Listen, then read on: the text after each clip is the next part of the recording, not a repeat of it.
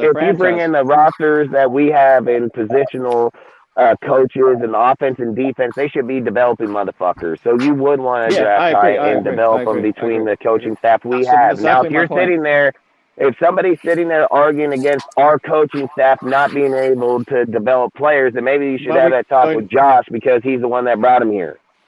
Yeah, that's my point, and we can't really say that in year one because this is, whether the people want to believe or not, this has been an evaluation year, right? So they haven't really gone through like at least 2 drafts yet to really get all their guys in and develop their defense or offense or whatever, how they want to. So this next upcoming draft is extremely important. What happens this offseason is extremely important for the Raiders going forward as to how we're going to build this roster and how our future is going to look. Both through free agency and the draft. I've said this for weeks and months now. The key is going to be to draft through the defense for our team. If we have 12, 15 draft picks, you need to get 8 draft players at least in the defense to be able to have your best chance at finding a player at a cheap rate. You got to go get them. You got to put them out there because after you fell there, once you fell there, cheap labor. Yep. Once you fell there in the draft, that means you got to go to free agency and start paying people, or you're gonna have to start making trades to go get that dude. I'd rather get 8 guys, try them out, end up with 4 or 5, and build from that point forward. Yeah, I agree, and that's the problem that the Raiders had previous to this new regime that we have now. Is that we've tried to plug and play all these veteran players, and that's the wrong way to try and build a roster, and that's why the Raiders have been bad for 20 years. Because our drafting has been bad for 20 years, outside of like 2014 and stuff, right? We've gone back and whatever. But like what I'm saying, most of our drafts over the last 20 years have been fucking terrible, and there's no denying that. Especially in the first round, right? We've probably got more first-round busts here than any other franchise in the last 20 years. Probably pretty, so besides the fucking Cleveland Browns, but yeah. Besides Cleveland, I don't know, man. I think after the 2020 draft, we're probably tied with them at this point. But, look, Damon Arnett, Henry Ruggs, although Henry Ruggs can't blame him, that was a terrible accident.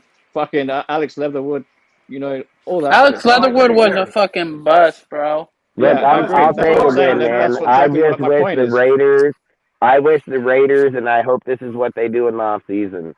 And I'm going to say it, and I've been saying this for weeks, so I hope the Raiders, they just blow the fucking team up, get Josh, get Max, build from there. I don't care. I don't care about old quarterback. I don't care about him. I don't care about going to the next. I don't care about the bridge. What I care about is if Josh McDaniels is the quarterback coach that he claims he is, that can build up quarterbacks and for your future, I would roll with Stroud or Levis and what he did with Matt Jones in the first year. I think we'll play Stenham. It doesn't matter if we win or not. Play Stenham. Fuck it, your draft pick again. Then start out CJ. Yeah, exactly. That's what I would probably go. They've had to be bad for like 2 years. I would take that 90 mil. I'd take that 90 mil by releasing Carr, or trading out Devontae. But you got to remember, you're going to take a pretty substantial cap hit on him or dead cap hit. So you are going to drop money down, but 60 mil, 70 mil to us looks pretty good. I think it right now. Spread out over multiple years. It won't be in one season. It won't be in one off season. That dead cap will get spread out over multiple years, right? Yeah, if you bring that's Brady, the Raiders are not going to Super Bowl. Yeah, they're definitely not going to go to Super Bowl.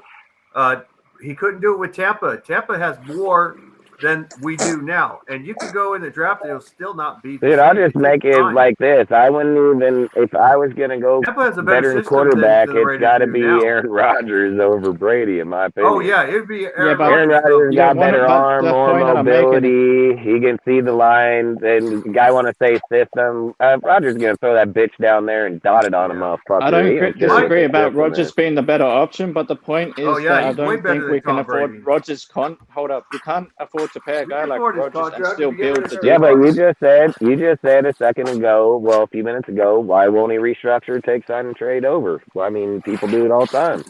If that happens, my point is, if they can move off him, I'd at least if I was them, I'd most definitely. If Rodgers was going to do that, but I don't think he will. He doesn't seem like the kind of guy that's going to do that, judging by why Adams left Green Bay. Hey, I mean, I got videos of when Rodgers was at a fucking deal and said straight up when the chef Rodgers. For the Raiders, and he said in the offseason the team he was looking at was the Raiders just a year ago. So I mean, I wouldn't say Rodgers wouldn't do it. And then he's coming in with Waller, Adams, possibility, but I mean, if Adams is willing to stay with Rodgers, but I don't think we can afford to have that tandem, to be honest. Oh yeah, we could. Yeah, we could.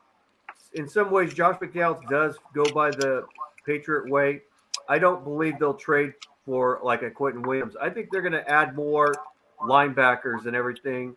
in the draft. That's why and I they say might- Devin Bush can be a high target, because if you look they at the way won't do it. Patriots build their defense, I know they won't do it because he's too expensive. They won't do it. it Steelers depends. What are happened cheap if on he- money, but- You got to keep in mind that being in a place like Vegas has its advantage. Yeah, they're when not comes going to do it. He'll go contracts. to another team. He'll go to a team that'll out. And another thing people got to consider with I players. don't know. coming You're to not Vegas going and to why I pay. like as We're much not going to as pay Detroit, Devin Bush Oakland was the Raiders. $25 million. So no, there's Bush no Yeah, way. but- No way. Bush but- can end up here for well- sure because he's not going to command $20 million. So Yeah, exactly. That's what I'm saying. It might command 15 or something. But what I'm saying is 15 they would probably Another- go after because look at Roquan Smith. What did he go at? 20, 21? something like that. Yeah, and he's like one of the best linebackers. This And- guy, and he said what- you what- can. Fuck you, bro. He ain't. Or absolutely, yeah, you're right. I agree. Yeah, They're probably yeah, not that's saying what I'm saying. about, It's not fuck happening. you and Zach Wilson, bro. We ain't getting that sorry motherfucker Yeah, over and here. the point I was Crazy. making when No it way. comes to You guys bringing in- can keep Hold up. Zach. We don't need another sorry quarterback. Hey, and just like so I can say real quick, man, I appreciate everybody that showed up tonight, man, in the chat and everything. We always appreciate all your guys' comments regardless of what team or if you're here for the Raiders, anybody else. I love talking football, man. So like I say, it's all fun and games out here. I like Ozzy's a really good dude. I appreciate him always coming up. Jessica, as I see people combating back and forth in the chat, hey, we Yeah, like there's nothing doing wrong that. with good debate. So I always tell people all the time, we are all friends. We all like each other. There's no hatred here whatsoever. Even if we don't see eye to eye, I love the talk and I love having him all times a week. So again, appreciate all of you guys, man, and thanks for coming in every week, man. Thank you very much. The one thing I want to Thank add you, is guys. the free. Hey, the door. The door's Cortez. open. The thing I wanted to say is that with free agents coming over, it's not just even like the no tax day. It's the fact that Vegas is a place where players can really what do you call it? I guess develop a portfolio or whatever, right? Like there's a lot of opportunities for them to create a brand name and whatever, right? To get money outside of football. So that's another thing that players will consider when coming over to Vegas is it's a place where, you can make money in other ways other than just football. I just think And with the Raiders, so like if we're looking at our team as a whole, right, and we want to be winning, I would take the rebuild and I want to go get Brady because the $30 million can just be used for the But team. what I'm and saying this is, what it I'm doesn't matter if we What I rebuild think or not. is, We still need a vet for at least 1 nah, year. hell no. You got Stenham, man. Fucking just Stenham's roll a with him. vet. This dude, There's your vet. this guy fucking swears Stenham's by him. thrown Roll with 61 Stenham. Fuck, I passes in don't his gotta career. He's not a give. vet, bro. I don't gotta I don't gotta drop Carr and give money right to Brady. Like fuck that.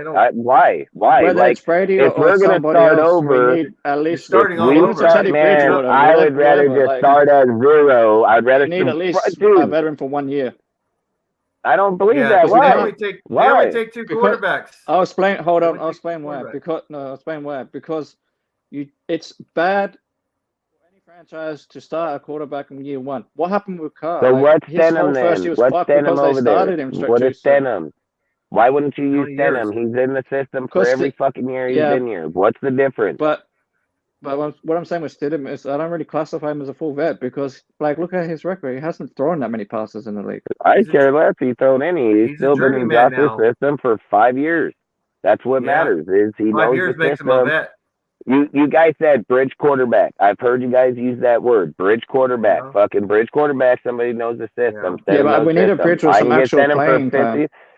I give Stenham for 15 million or Brady for fucking 30. Like if we're Yeah. saving money and trying to build. Look, I've said this and If mark we my rebuild, words. you I don't hope bring to Tom God Brady. I hope to God we do this. But if you're gonna I take don't- and build a not team to. and redo it, I don't want a Band-Aid and I don't want a 1 year fucking anything. I want to just say fucking rip this bitch to the ground. Start all over. Yeah. Let's put new concrete. Let's put a foundation. Let's get our players. Yeah. Let's start building up the walls, man. And then that way, when it gets built, you have all these young players on youth contract. You have a quarterback that's only fucking 20 years old, 22 years old. You got fucking 15, 20 years now with them. You build a foundation. Who cares if you lose a year? We've been losing for 20. You fucking worry about 1 year. We've been losing for 20, man. Like, I Yeah. mean, one fucking year Yeah, I more. understand Who what- gives a shit? So I mean, what I would Jared say Goff is, and Dustin going second what I in would the say is, AFC look, West. this is what I think. If Josh and them build it down and it's a systematic team and they're using their players, we go to a 12-5 5-win every season, every single season. Go back and watch the Patriots record: 14-2, 13-3, I mean, fuck, that's a 12-4, dude. Like their shit was like that every year for 20 years, you know. And if you're telling me that they can break us down and rebuild us like that in a year or two and be substantially in the playoffs every year, week 13, be like, Ray, you're going playoff, man. We already clinched our spot, or we're about to be one of the wild card because it's either gonna be Chiefs or it's gonna be us. Like, I would like to know we going there every year. Like teams know, dude. Like week 13, 14, they're like, we're going, and it's not. We got there this year, but we ain't never seen again for fucking 20 years. It's that we got there this year and we coming back next year too. Even if we lose, we're coming back. You know, like all I'm saying is we got to have the consistency and the solidarity. You need to fucking start from the ground. Brady's not the answer. All Brady is 30 more million back on, if not more. He's and then gonna we get get killed. 1 year out of him.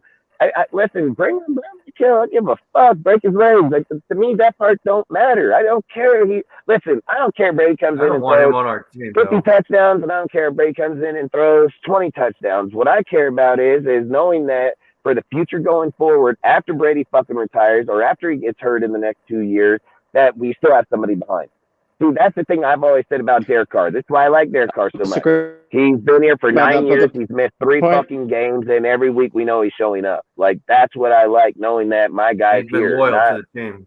Fuck it. Look at Kyler Murray, okay? Kyler Murray got to be a good fucking example. You go out there, you put in all this fucking money, dude goes out, boom, done. For a whole fucking year now, you don't even know if he's going to be the same fucking player ever again, because ACL tears like that, running around on quarterbacks probably ain't going to favor too well, even at his age. And then he don't even put the work in already. So now you got He's a mini-me RG3. What, $250 million quarterback fucking can't even play ball. So that's all I'm saying is that I would just like to know that going forward into the future that we have our guy that if something was to happen, he's there. And I'm not trying to sit and play this, let's fucking go back to the draft year in, year out. We've already tried that, dude. Like, we've tried that already. So did Cleveland. You can't so did a lot compare of that teams. to Like, that shit ain't. That what? A lot of quarterbacks now come out more pro ready than they did in 20 years ago. Those very facts. I've spoken on that numerous times. It depends. But it doesn't matter if they're pro-ready quarterbacks or not. They still have to make the transition to the NFL. Yeah, they changed the whole college system. There's still a lot of quarterbacks that's come from pro-ready offenses in college and ain't even made it 4 years. So I disagree. There are more now. There are more now, for sure. I 100% agree. There's still failures, but there's less failures than what there used to be. Who's Lisa? Yeah, and that's all I'm saying. I'd rather gamble on my dudes now. But like I said, Brady serves no point here. Nobody wants him here. It's probably the most hated motherfucking dude that can even be a fucking Raider. And that's what I'm saying. Dudes would rather sacrifice their whole entire history, their whole entire deal to have a motherfucker. Al would be like, fuck you. Like, straight the fuck up, dude. I don't give a fuck he got Richard Seymour. He would not sign Tom fucking Brady, and he wouldn't have signed Josh and them here either. So, again, it is what it is, but there's no fucking way you're going to bring Brady to our team like that, dude. Like, that's fucking nuts. And Brady was supposed to retire, and he didn't. You want to see 75% of that stadium wearing other colors, you bring that motherfucker here. Like, mark that shit. And then watch him boo him, dude, every fucking deal downfield. People think, like, oh, if Brady goes and scores a touchdown, you're going to bull fucking shit. Bullshit. I bet he'll boo that motherfucker his whole year here. Like, no doubt in my mind, dude. Because first that's all, as much now you got the vibe between our quarterback, but now we're booing ours. But at the end of the day, it wasn't Brady that made the call, it was a ref. It doesn't matter. It was in Gillette Stadium. No, but I mean, put it. Raider fans like us say. It's just history, man. It has nothing to do with a lot of things. It's just the history. It's the way that it happened, the way the debacle happened in that time. Yeah, but what I'm the point there's that I'm saying, a lot if that went you're into on the other that side deal. of that, what are you supposed to do if you're Brady? You're going to go up and say, no, if I'm multiple. Give a fuck. It don't matter. Go ask fucking Mike Shanahan that same fucking thing and ask him how he took that when Al fucking booted his ass. So Al don't give a fuck about the what ifs or fucking how. It is what it is. Just like I said right now. If Josh, let's just say hypothetical that Al was alive and he hired and just say Al was younger. Let's just say that Al's fucking back in his 50s, dude, fucking being keen. If we hired Josh and Graham and they played the way they did right now this year, and they seen that Sean Payton and motherfucking Vic Fangio are gonna be on the same motherfucker. Guess who'll be getting fired right fucking now? Like, Both guess of who's them. getting fired? Yeah, but And guess who's that becoming point is the weird because interim head that's just coach? hypotheticals. We need And to. that ain't That's probably not gonna happen. hypothetical. Fire these How is guys it? right now. I can show you fucking 15 years where that wasn't hypothetical. I can No, show I'm you. not talking about 15 years. I'm talking about Hey, now. I'm It's saying, let's hypothetical. pull up motherfucking deal. Hey, that's what he would do. Mark's a Broncos bitch. He owner won't would even do fire it. He him. ain't I'm got not the denying sack. that, but the Yeah, he point ain't is got mute the because sack. Mark Davis isn't out, is what I'm saying. Like, the point's mute. I mean, owners don't, real It is owners do not hypothetical, like you are setting right, teams because up of the for fact he failure. ain't. But I know you'd shit can Yeah. this motherfucker in Yeah, a heartbeat, dude. Like, I don't disagree When a with some team's of what going you said. If 10-7 I was and they around, things would lose be on different. purpose, But the fact is, he isn't. Like, that's why I was saying it's hypothetical. yeah, because I just think when you're looking at for us, for history-wise, and I'm done with all of it, dude. Like, listen, most owners would have the fired. biggest thing I'm sorry, about me fired him. is in, what was it, 2012 when Al passed? It was 2012? Is that what it Yeah, I was? think so. Yeah, I think 2012. Yeah, 12, 14. Because he Yeah, took you never over. know. So Could be. anyway, right in there, right? So long story short, he You're took right. over, and I've said that's when that shit, when the Raider way died, was when Al died. Mark is not fucking Raider way. He don't stand for No, our he's fucking not. deal. And just because he carries that last name, don't mean he's what's best for Yeah. the fucking Shield. The motherfucker lived behind one of the greatest fucking dudes to do it as a Exactly. fucking multiple levels inside of the organization, Yeah. dude, and in the NFL. And Mark don't even know how to fucking run a team, evaluate a player, how to fucking get He's players weak. here, how to recruit, how to do any fucking thing. He knows zero fucking deal. Oh, Dude's yeah. snorting Hang coke. on. He's snorting coke, Hang on. fucking up, dude. Like, the guy He's is King garbage. John. Wait, hang on. Straight He's garbage. King John. Weak king. No, hang on a minute. The difference between Mark Davis and Al was also a head coach and stuff, man. So you can't really Of course, compare he was. apples Mark and ain't done oranges. shit. Mark That's ain't what makes done him a Yeah, that's what I'm made him a saying. better owner. Al was a coach, owner, and a GM. That's my point, though. When your That's the son problem. sits behind you, there's reasons that you have Mike and Kyle, because they sit behind and they study each other and they know what's fucking best, and that's how it is. You have Belichick and his fucking son. You have multiple people that are inside here by owners, fucking players, or even coaches, And you or can't say anything that Mark Davis works. hasn't tried. Mark, Because Mark ain't tried. How Mark does has he try? admitted he doesn't know football the way Al did. That's my And that's why he point. tries to bring in guys that know That where football. you trying, bro? Where you should try to sell a fucking team. That's where you should probably be working on. What Sell a I'm saying, motherfucking team, hindsight is like 20. straight up. Hindsight is 2020, right? Hindsight is Hey, 2020. you can make up all the excuses you want for Mark. That guy is trash. Mark Davis is garbage. Shouldn't even be an owner. What did he try? Tell me, please. Don't say that he tried bringing our team here, because it was Kraft and fucking Jerry that got that shit done and got him canceled out of there. It wasn't all them. How was it that? How come the place in Vegas owns $2.2 billion fucking dollars, the casino, to a motherfucking team? Like, again, dude, his motherfucker only went where the money, so his money, so he got money, because he knows he's garbage, and he knows when Carroll dies, he can't pay for that team. He ain't paying for that team. He's done. He's out of here. And you think someone gonna go give him that money? Fuck no. Fuck no. Goodell's gonna be like, sucker, checkmate. We'll say you got your team now. Like, fuck it up. The point is, there's no way we're gonna stay in Oakland regardless. That's what I don't disagree. No, I don't care about Oakland. Fuck Oakland. I can give a fuck about Oakland. They didn't want to give a stadium. The Fuck point it. is, Look at Vegas gave us. But Vegas was a good move for the team because it brings in more nobody money to arguing build the that. team. Nobody arguing that. But Mark ain't do shit. I'm arguing Mark garbage. I didn't argue about them going to Vegas, or I said Mark garbage. That's what I said. We went on a whole other journey. It wasn't Mark that made that shit shit happen. That was fucking Libby Shaft's bitch ass that fucked that all up. Yeah.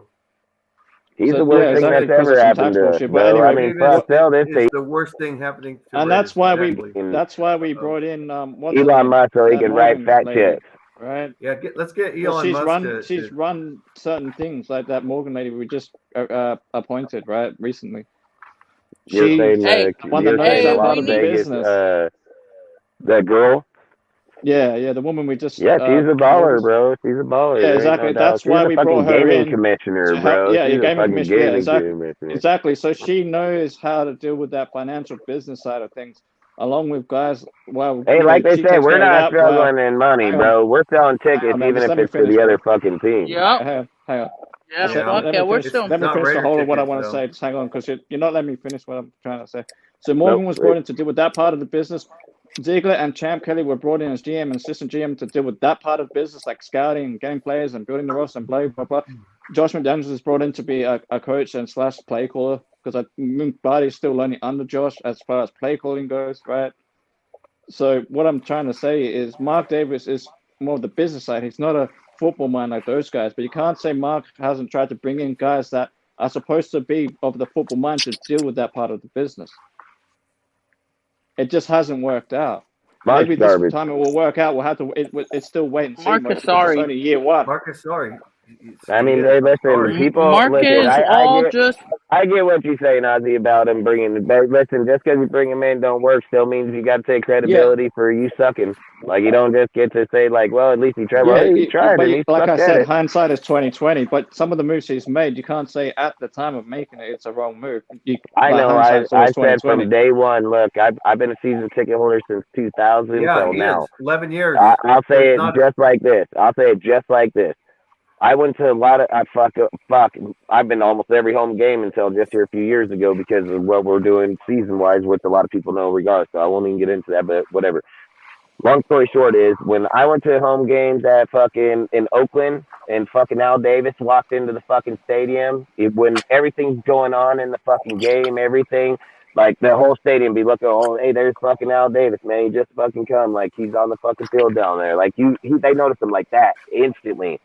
I'm When not Al disagreeing died with and any of fucking that, but you Mark can't came in, expect Mark when to be Mark out. came Al's in, one of a Mark kind of ain't guy. never acknowledged, dude. You know what Mark's acknowledged for a meme on fucking social media, eating fucking chicken wings up there or hanging out with hookers now. You know, like that's all I'm saying is that when you look at the presence of what we stood for and what we stand for, Al stood for it, and every person in there knew it. Every fucking person knew it. Like I said, big game, fuck, didn't matter. Al walks on the field, it's like boom, you gravitate to him, even with the game going on.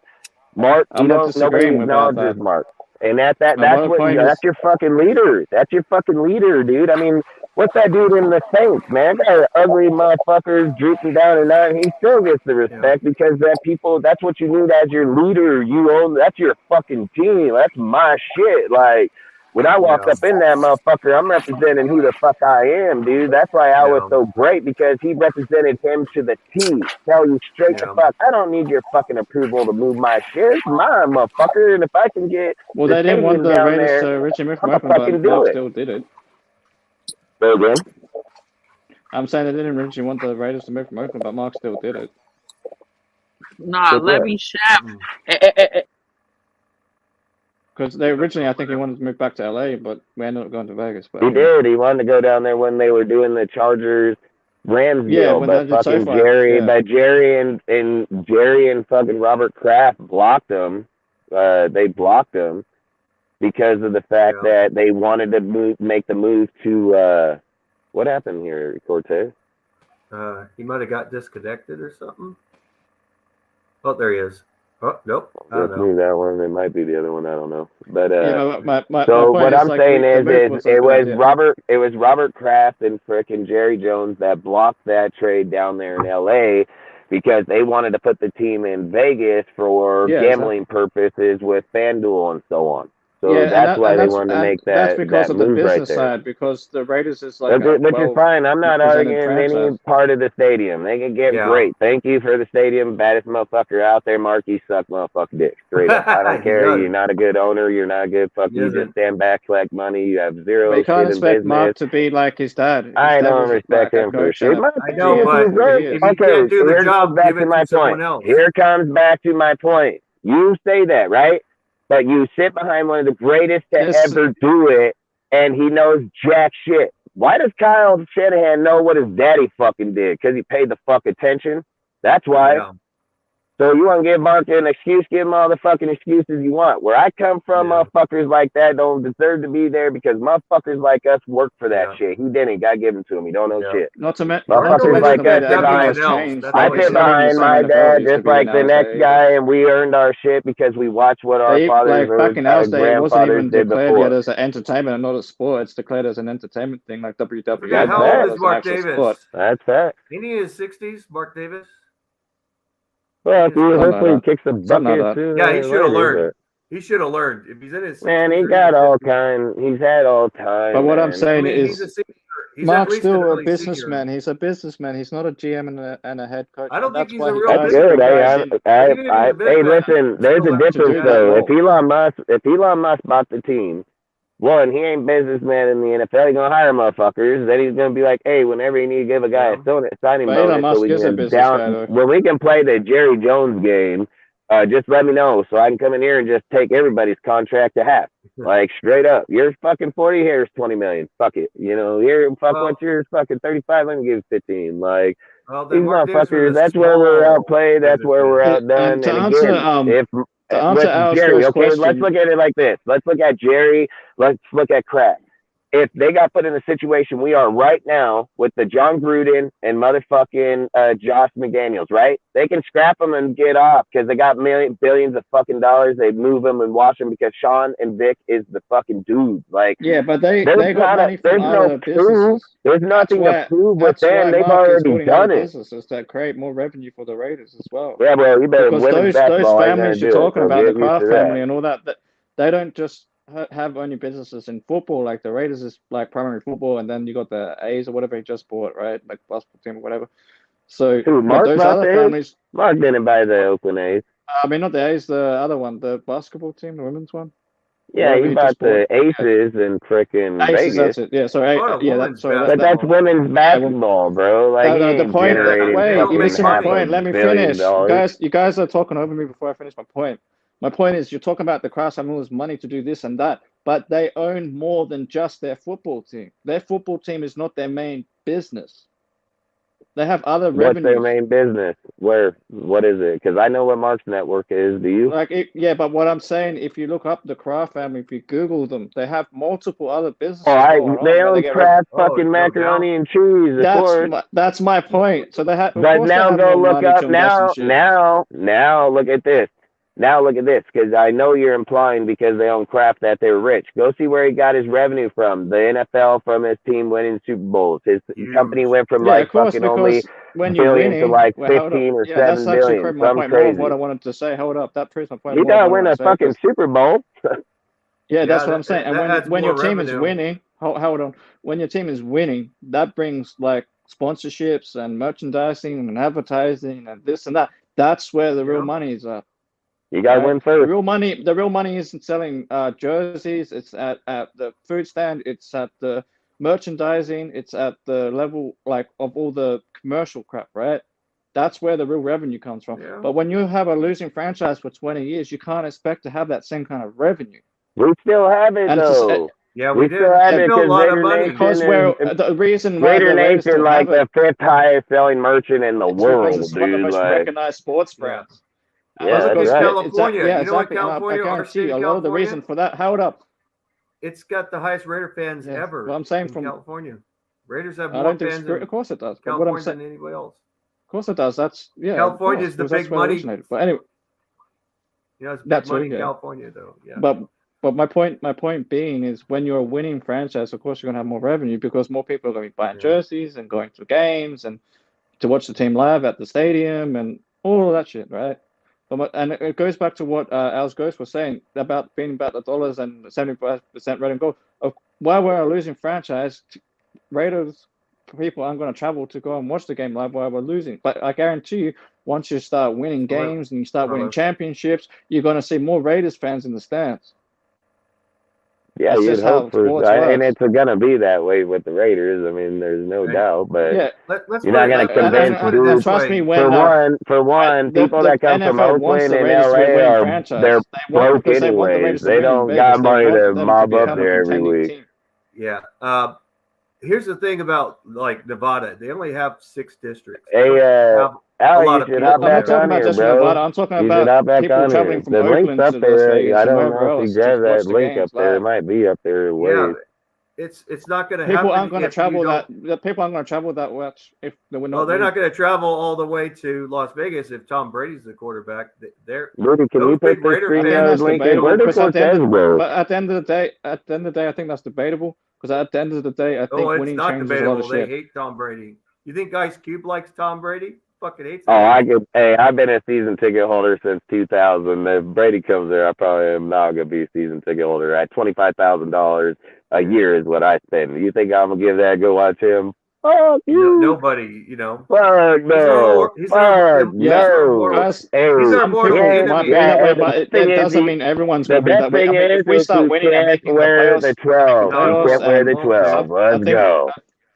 There's Yeah, but more I'm saying Raider for fans than some there are people Tom that'll be Brady true. fans. Okay, let's put it that way. Well, it's gonna be for a lot of fucking people. Of course there is, Even because he though hasn't Tom never Brady's a played for winner, us. But it's not always being a winner, though. It's hey, I guess how like you famous say, he let me if put it he's this way.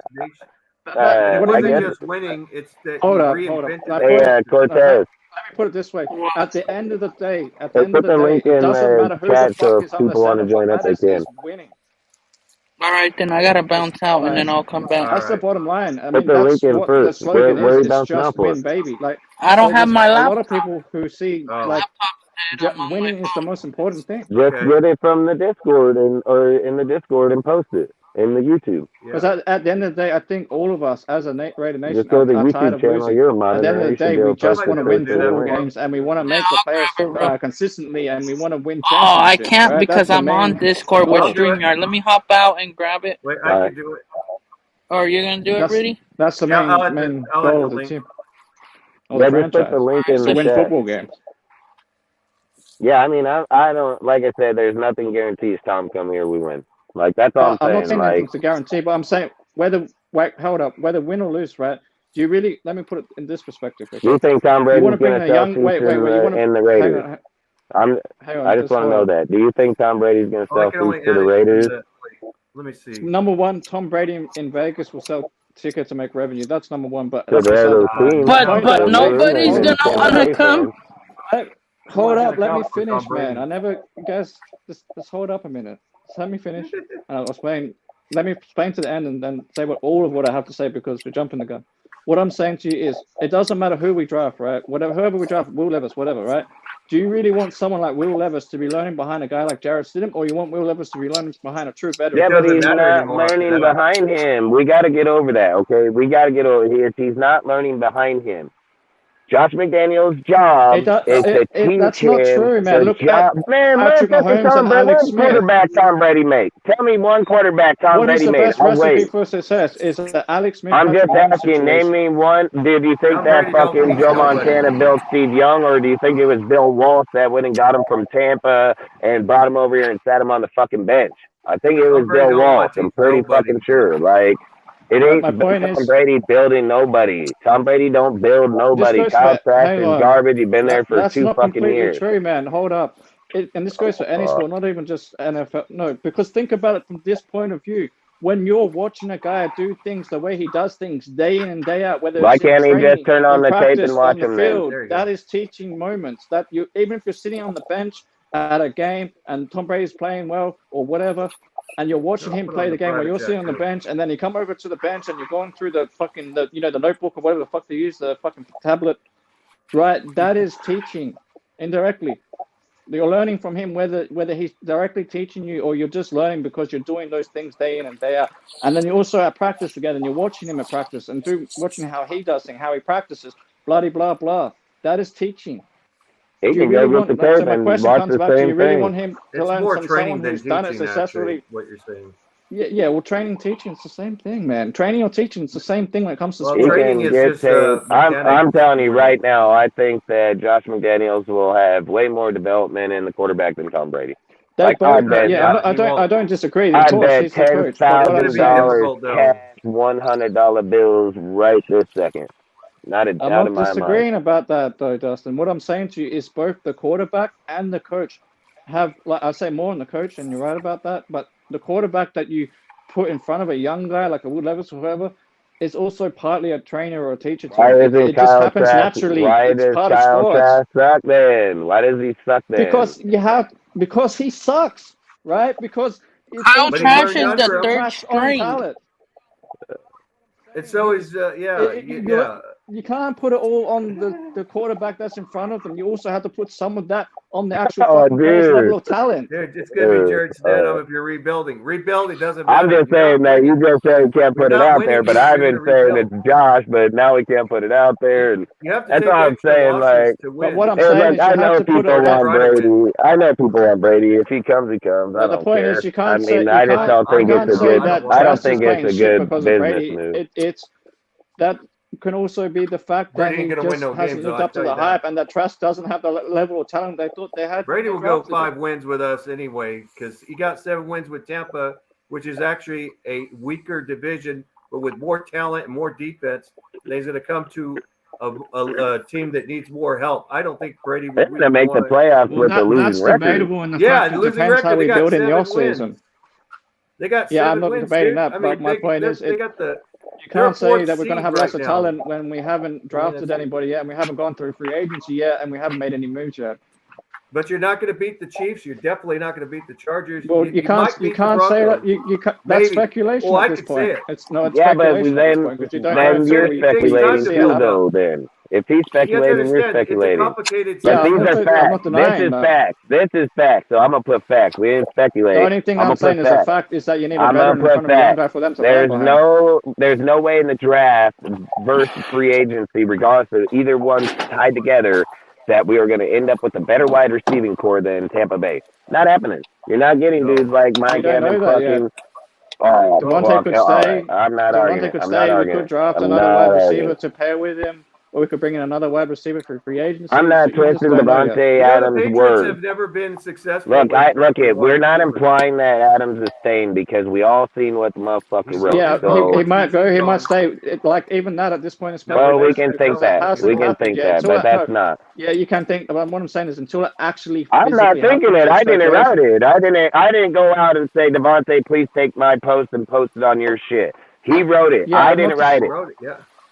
I didn't write it. At this point, but anything can change between now and then. That's the point you guys are missing. Anyone can say any shit. I don't think so. I've seen it happen on other teams where guys have said shit and then they've stayed on the team. What other team have you ever seen a quarterback and wide receiver that went to college? He's the godfather of his kid that ever did this. So name me one example in the history of the NFL. Yeah.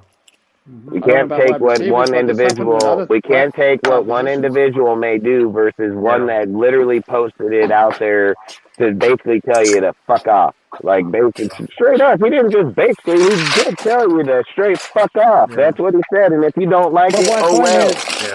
God, hear me out. Regardless, if Devontae, let me put it this way: if Devontae stays, whatever the fuck happens, we won't end up with a better receiving core because you don't know who we're going to bring in to replace him. You don't know. So you don't know who we're going to bring in to replace Devontae. You don't know how next year's going to go until it actually happens. That's you can gauge it pretty easily, and I can gauge it. I can tell you exactly. It's all speculation. Yeah, but I can tell you. No, it's not, because I can tell you exactly who's going to be there. I know 100% fact, because if I go to the draft, Waller might say then have a breakout year again. There, and I can go to free agency and find out there. But Waller might have another 1,200-yard season and like 10 touchdowns. We don't at wide receiver because I'm moving from tight end to wide receiver and bringing. No, I'm not with Stidham. I'm saying like if we bring in a Tom Brady, whatever. Because what's Brady good for? Throwing to tight ends, right? So what I'm saying is, if Waller could be healthy next year and have another fucking 1,000-yard reception season, and hit double-digit touchdowns for the first fucking time, because he's had 9 so far. What's the difference of Devontae having 1,300 with 12 touchdowns? What's the difference? You know what I hear? Chris Jones go in the middle and then flattens. I'm not debating that, but the point is, if we move on from Carr, we move on from Devontae. Let's just say hypothetically that happens. We get a bunch of draft picks, whatever. We cut the cap. Like we save some cash, whatever. We bring in Tom Brady. We still have Waller. We still have Renfro. Fuck knows. Maybe Gronk comes out of time. Who the fuck? Whatever the fuck we do, right? Doesn't matter. I think Gronk comes 100% if Brady comes here. Yeah, exactly. There you go. So he signed a deal with FanDuel, bro. Like he probably coming here for sure if he ain't already here. But what I'm saying is, if that, let's just say hypothetically, we bring in some new guys, whatever, Gronk, whoever the fuck it is. We can't say how well they're going to play until we actually see them play.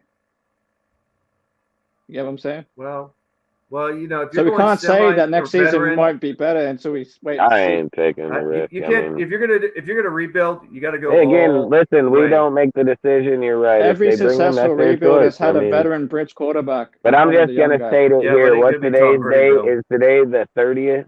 I'm gonna say on Yeah, today's fucking the 30th. on Yeah. Friday, December 30th, And that comes down to 2020, drafting as that well. if Brady comes here, our team's gonna be trash, and I'm just letting you guys know that right now. Yeah, I follow that that's your guy. I opinion. follow That's fine. stats. That's your I opinion. follow stats. Nah, hell no. Factual truth. The NFL is done off the stats declining and everything. It's not my opinion. It's the NFL's can be opinion. inflated. I just Stats take their are opinion. always correct. I Yeah. take their opinion and then I translate it to our deal. And all I do is repeat what they put out. I don't make my own stats. I don't make my own There's also a theories. lot of intangibles when it I comes don't to do stats. any of that. I take factual truth the way that the NFL is regulated, and that's how I regulate my information. I don't never go out and say this hypotheticals. Everybody knows I say I do not believe in hypotheticals. I don't believe in what is or what is. I do But believe it's in what is. hypothetical if What you're is saying now. that Brady won't come in and have success. That's hypothetical at this point. No, it's not. It's not No, it's not. hypothetical because It look what is he's doing because in Tampa you're Bay. only It's, yeah, but exactly. look at But you're Tampa Bay. saying They have Okay, more hold on. weapons there. And it's a weak division. You're missing the point of what I'm I saying. don't care about the Next year division. I hasn't don't care happened about yet. any of that. Hold on. I just want to ask one So it's not question. fact until it happens. You're That's the saying thing. that Anything I that hasn't said happened is hypothetical. you said, oh, but you can say it, right? But you can say it, but it's not hypothetical. So how is that not But what I'm contradicting saying, within the anything that we same say right now, conversation go myself from included, you is to me? hypothetical. But what I'm Fuck, saying, you've anything been I say, implying you say is hypothetical for an hypothetical. hour and a half over it for That's easily. what I'm saying. It's Hypothetical. all It's not hypothetical at this factual point. anything. But that's what I'm saying too. It's just Hypothetical. That's my unfactual point. truth. Listen, it's unfactual truth. It's Only hypothetical. thing that's I'm not actual. doing hypothetical. I'm not doing hypothetical. I'm doing what the NFL does. And this is what dudes get paid a lot of money to do. It's But evaluate that's this year. You motherfuckers' can't say that progression what's happened and this year will transpire regression. next year on a different Show me team. You can't say why that he would be factually here. because the facts aren't in existence yet, right? Like this is the point that I'm making when it comes to stats. The facts The are stats in are for existence. this He had year. Mike Evans, Chris Godwin, motherfucking, I've told you 15 different fucking receivers there. He's had him there for 2 fucking years after the Super Bowl, and they've only done this. They went down. How is that not fact? How is that not fact? Look up the stats. Go look it It's up. facts for this year. You're missing my Come point. It's facts for this year. You're missing my point. He's not It's better not than facts this factual year. for It's this facts year for last year 2022. too. It's It's not facts last factual for year too. 2023 because we're still in 2022. Derek Carr had the same weapons as Tom Brady. He That's would be doing a lot hypothetical better. again. Way better. It's No, that's fucking guys. hypothetical again. Fuck you. Fuck Yeah. you, Jeffy. Oh, Jeff says, I know the Death Star. You It's had Hefe. before. Hefe.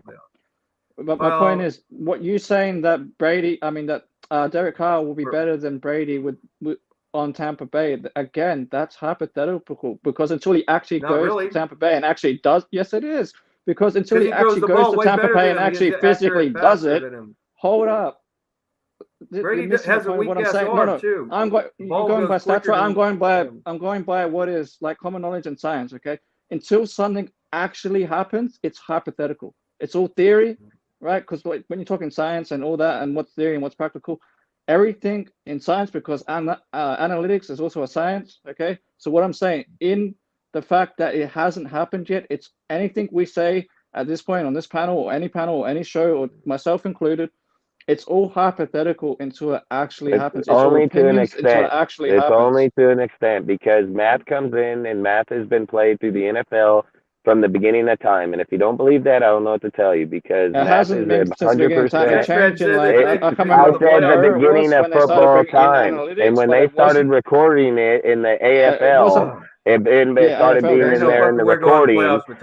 Again, listen, I don't go off hypotheticals or what ifs or not. The fact is you have a declining rate and you have a progression rate. That's fact. That's what's in there. That's what a lot of fucking GMs are supposed to fucking do because that's their job. Yeah, but there's also guys that can have a bad year or whatever reason. It doesn't matter. When you look at the statistics of Tom Brady's career, when you look at Tom Brady's numbers and career, and you draw out a fucking graph, and you do it by year because it's what we're talking about. That right now. Wait, hold up. I can debate that right now. Go look at his last year in the He's Patriots. fucking 46 years old. What are you debating, man? What are we debating? When Brady he was with the Patriots, he never had those kind of weapons either, though. What? When he was with the Patriots, he didn't have those they had a great better weapons. O-line there, right? They had a good O-line. They had a great defense. and they were in a weak division, and they beat everybody out in their division. They beat their ass, always getting the number one NFC to me is seed. weaker than the AFC. The AFC is stronger than the NFC. NFC is weak as fuck, man. Yeah, that's what I'm saying. That's what I'm saying. When he was in the Tampa Patriots, Bay is weak as fuck, and you bring him into a high competitive division, he's gonna get fucking eaten alive, dude. Derek Carr, if you put him in a weak division, he's gonna be a great looking quarterback. But what I'm saying, anyone's gonna obviously look better in a weaker division than a stronger one. That's a given. Yeah, but and you're gonna bring a weak, an old, depleted quarterback into our division when he got 7 wins with a lot of weapons, like Dustin was saying. He had way more weapons than the Raiders did, better defense than the Raiders. I disagree with that. He's going on a default, and the weapon somewhat side, he has anyway. familiarity with Josh McDaniels. Josh McDaniels is not the New England Patriots. I don't think Mike Evans or God went better than Vontae Adams. He was their best OC. You're playing 2 people as one. You can't do that, dude. You can't fucking do that. And you can't say that because wait, hold up. Better weapons. We have the number 1 running back in the league, a top 5 wide receiver in the league.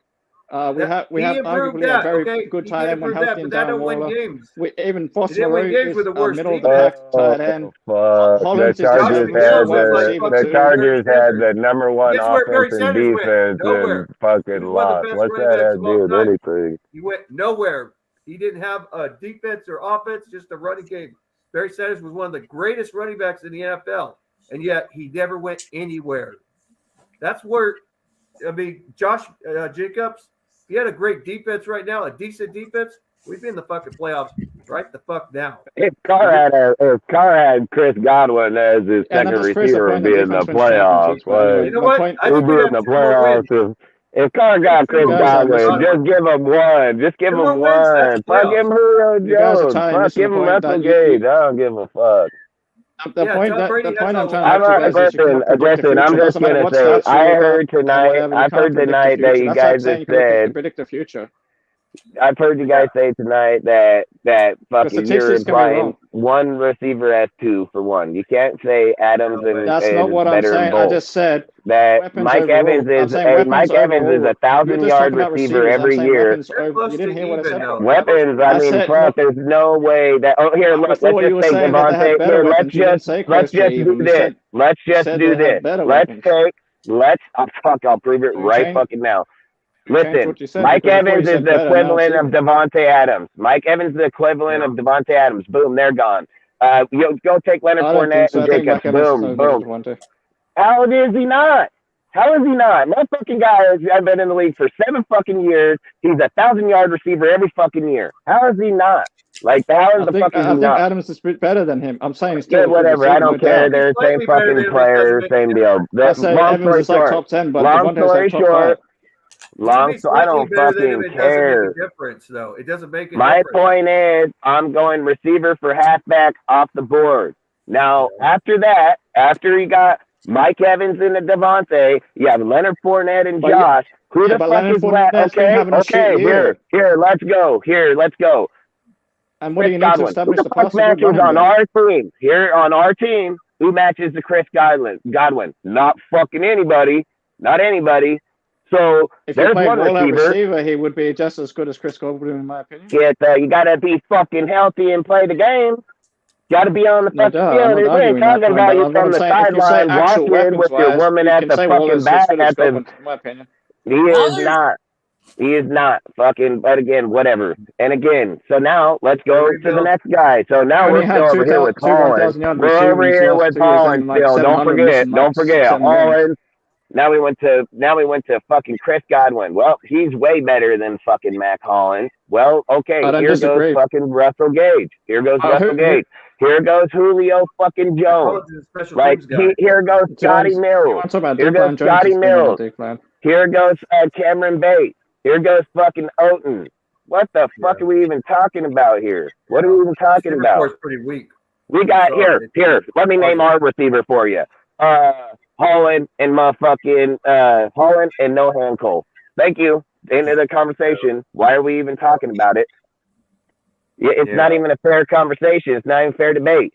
We're fucking taking one team that's super stacked and another team is fucking minimum. We gotta a special teams player that's played in Philadelphia in a Super Bowl, went to Miami, special teams captain, comes to the Raiders second fucking wide receiver. I just showed you. You say that Brady over here. Holland got 588 yards. Good job to you, bro. Pat on the back. Good job. It's logic too. Again, you're gonna sit here and say that Brady got this roster with the receiver, but he's gonna come over here and take one. Adam ain't gonna be here, so he's gonna take. But the point that I'm making is we're not gonna have the same roster next year. Even if they had Devontae, he still wouldn't take the AFC West. You'd be maybe if you let's just say at the you don't know that because might go second. I definitely know that. Andy Reid will outplay. You don't definitely know that because it hasn't. Andy Reid's the king. He's better than Josh McDaniels. That's the way it is. He's better than him. But that's not the point. It was better than fucking John Gruden, but we still beat them in 2020. You're not going to outplay the king. The king's going to win. If we go second place, then that's an accomplishment. We beat them in 2020 with lesser talent. I guarantee you that. Ours only beat them 3 times, and we can't look. Exactly.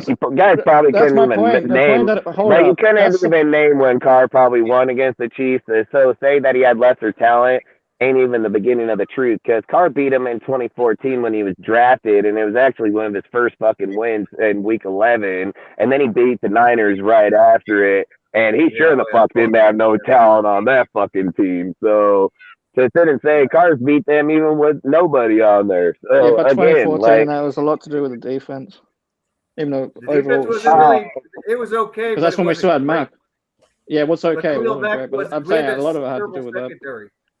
And at the time, the Chiefs, they were just beginning to work on their. I mean, they weren't like. Yeah, they were not the same team they are now. The defense in Chiefs is way better now than what it was back then. When Patrick Mahomes was just barely. When Patrick Mahomes started, the defense of the Chiefs was shit. That's why Jacobs ran all over the fucking Chiefs in the first year. They were 12. That's not true. That's not true. Alex Smith was here. Alex Smith was here and put up the same fucking record, and no, it's not. He already had his defense intact and started. So it's not even true. That is true, because if you go back and look at the defensive stats for the Chiefs back then, it was nowhere All right, near I'm not what it was in 2020. Yeah. But you know what? We never got to my topic. Which one? It kind of relates to. Let me see. Yeah, I got to head up, guys. But I just wanted to say one last thing: is that we cannot predict the future until it happens. We can speculate, and we can have opinions. That's fine. Yeah, I say we just cannot say anything's definite until it happens. I know for a fact I didn't bring Tom Brady here and talking hypothetical wins. I know for a fact I never said that. Yeah, it's all hypothetical. I haven't disagreed. I'm saying it's all hypothetical. Brady's an intelligent guy. Look, he's an intelligent guy and everything, but look at him. He's 40. Hey, like I say, I always appreciate you on here regardless of the conversation. So that's how I was just saying, like, scientifically speaking, logically speaking, no one can predict the future. We can only assume or make assumptions or opinions or whatever you want to call it. But I could tell you one thing: if you're rebuild mode, you don't want to bring a veteran. You're going to rebuild. You're rebuilding. If you get rid of Derek Carr, you're all rebuilding teams have always had at least a vet on 1-year deal. That's generally how it's been done. But the rebuild teams were in sorry divisions. You know why Jacksonville? There's been teams that's done it both ways. So it's been done both ways. And yes, we can sit here. I bet you I can name more people. More successful rebuilds have been done with a vet though. But I bet you I can sit here. I bet you right now, if we were to sit here and bet on that, I bet you I could name more quarterbacks right now that had better as equal successful careers as other people that we're talking about. That's been done like 4 times in the history of the NFL. Like 4 or 5. Most of them didn't start year one, or not fully. They played some snaps, but they didn't fully start year one. Yeah, that's true. You know what? There was something I didn't say. And that's why I say we can't get it like a Will Levis and then the Strom in the fire. That's going to fuck up his career. He has to get. I don't know, man. Some guys again, that's up to them. I don't know his mental capacity. I don't know. Listen, I won't argue with you about doing that. Listen, if you've heard me long enough, I preach about that shit all the time. Putting a quarterback behind a person, and I've said it. But me personally, I would way rather. So look, if we were to do that, I'd rather keep Carr. I think Carr helps out quarterbacks more than Brady would ever. Can he win? The only reason I say we can't do that is because of the contract situation. The only way that happens is if he restructures. 35 or older, I would definitely. He can restructure, and even at $40 million, you keep him for a year and cut him. What's the difference? Like I said, what's if the we difference? looked up his The point is, contract, generally, bridge quarterbacks aren't $40 million. That's my point. Look at most of the guys. They bridge use guys like quarterbacks Teddy don't win Bridgewater. either. No, Be a bridge bridge quarterback. Bridge quarterbacks are quarterbacks guys don't like win either. Jacoby Brissett or fucking Teddy He don't win. Bridgewater. Or He doesn't win. yeah, but it's not Bridge about winning. quarterbacks It's don't about just win. having a bridge. We got a guy here that got the bridge already. Not Yeah, at 40 yeah, million it's though. gonna They be- don't pay guys look, like Bridgewater hold 40. on. Hey, hold on. You even made a good point here. Oh. You said, who'd you say again? Kobe Brissett, and then you said, who was the second one? Teddy Bridgewater. Ted Bridgewater. Said I'm the same fucking guy in that same group as Not those really. guys. So Stidham's fucking throwing T.A. 61 is the passes same fucking his whole guy. career. Who? I mean, we could use Stidham, but we'll see what happens. But my point is, you generally don't pay a bridge guy 40 million. Like, just don't do that. Stidham ain't making $40 million. I'm not saying he is, but what I'm saying is And most Carr ain't a bridge bird guys have been in quarterback, the so league. he gonna like, get they're proper $40 million. journeymen. A bridge quarterback is a journeyman. They've had multiple starts. I mean, what do you think Brady's starts. gonna come here and sign for? I mean, if we're Like talking, you Stidham's have barely to ever have a played in the number. NFL, to be honest. He's I'm sat just behind wondering, guys. what do He's you been on think Brady teams, but he signed? hasn't actually had that much time on the field.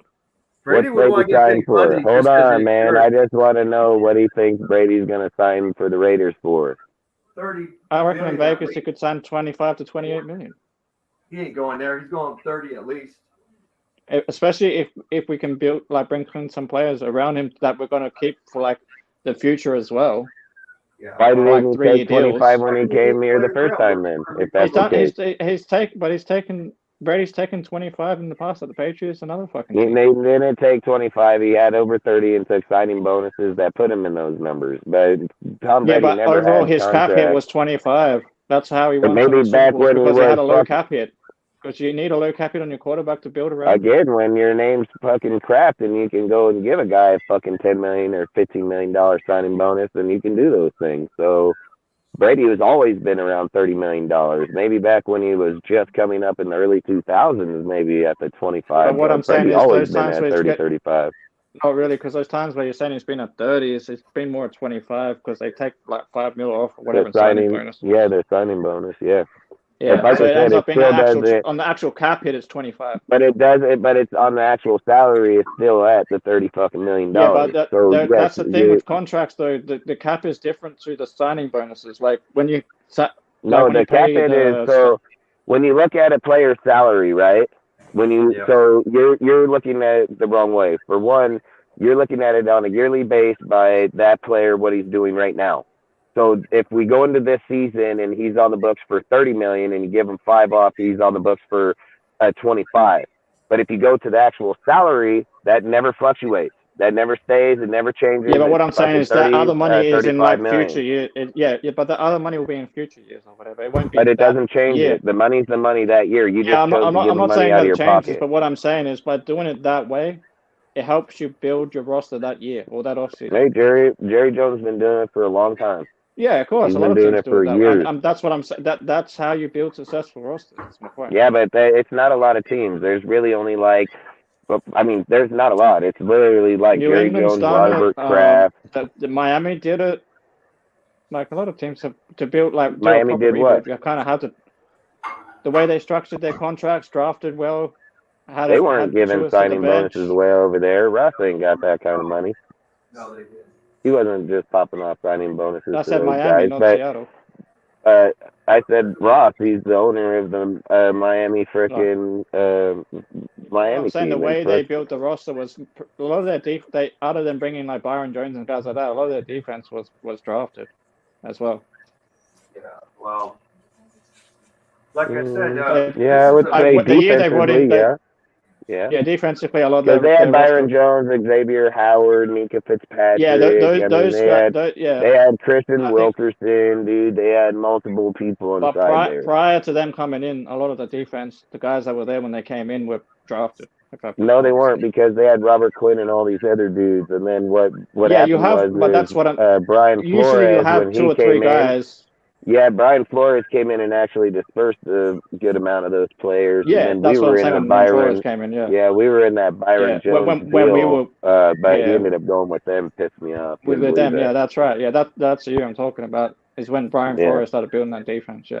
The way he Yeah. built it, that's how you kind of like the formula you have to do to build a defense. That's how you want to do it, because I hear people all the Yeah. time. They'll say, "Oh, they spent 130 million in the offense and only 50 million in the defense." That's been going on for a long time, man. A lot of teams build through the draft in the defense because they're not spending that type of money like they do in the offense, and that shit been going on for 20, 30, probably 40 years if I was to look back. But I know for the last 20, 30 years, that's not uncommon. You can go back and look at offenses and defenses salary caps. They're always massively in fluctuation. So Yeah, sorry to cut you very off, man. I'm seldom kind of do gonna you have them I gotta go being just right because I got about it. work at 6. I gotta start work at 7. All It's right. now 6 for me, All so I right, gotta start heading hey, off to dude, work. you're more than Well, nice, welcome on. You're more than welcome on the show anytime, man. I appreciate you always No, it's all popping up good. or in the It's all a good comments. debate. It's all a Hey, good yeah, I debate. love it. Hey, I always love it, we man. got Like no I problem said, with it that. always makes me think, man. So I appreciate you, I don't bro. agree with everybody. Hey, I I don't mean, know if you guys it do. doesn't matter how we do it at the end. They just gotta, if they're gonna It's all do this good. rebuild shit, they just gotta do it Do the you right way guys this time. do you guys do New Year's in Australia? What's that? Yeah, it's Do you New guys Year's do New tomorrow. Year's in Australia? Tomorrow? Yeah, it's New Year's Eve right now. Well, hey, happy New Year's, man. It's Don't six, drink and yeah, drive, six. I bro. think it's So like stay it's like safe. 6 hours to New. It's a New Year's Day for us. 6 hours away. Hell yeah, 6 hell hours yeah. away. Happy Stay New Year's, safe, bro. bro. Stay safe, man. Stay safe. Stay Cheers, safe, bro. bro. Cheers, man. Cheers. All right, have a good one, Cheers. guys. Appreciate you, bro. Hell yeah, appreciate you. Yeah. Bro. I'll be in the chat. All right. Hell yeah. Later, bro. What, Rudy? What topic you want to switch to? It was that one about like with You got two of them. You have the DC with or without, or it's the other one with DeMonte.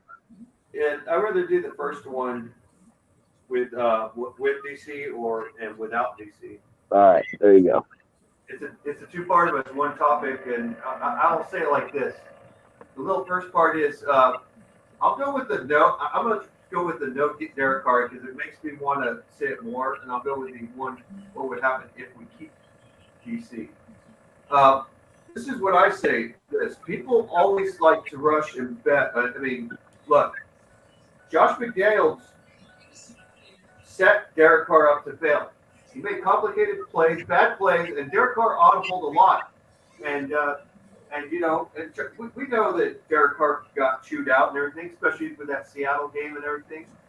Because Derek Carr didn't like the plays, but then when they tell him to do a running play, you think Derek Carr's going to change it? He'll change the running play to a different running play, but they're going to keep running the ball, and set Derek Carr out. That's not his fault. They went 3 and out in the Rams game. That was all Josh McDaniels' fault. We had a lead. That was his fault. That's a coaching thing, not a quarterback thing. Everybody thinks that it's always a quarterback thing. Well, here's what happens when you get rid of Derek Carr, who actually is a big part of the offense. The quarterback is always is. I mean, he's very crucial in the passing game for the Raiders. Very crucial. He's not Tannehill, where he's not really like involved in the passing game that much, you know. But Derek Carr, with him gone, you're rebuilding, you know. And Devontae wants out, then you lost a wide receiver. Okay. Now, some guys may not like the idea, but may still stay on the team. Maybe Renfro stays. Maybe he might go. Because let's just say Derek Carr, you know, team that wants him the most is either the Jets or the Colts. One of them get him. Okay, they get him. They're doing better. They're going to the playoffs. Derek Carr may not win a playoff for that team, but they're going to go to the playoffs. The Raiders rebuild. You're not expecting the Raiders to go to the playoffs. I'm sorry.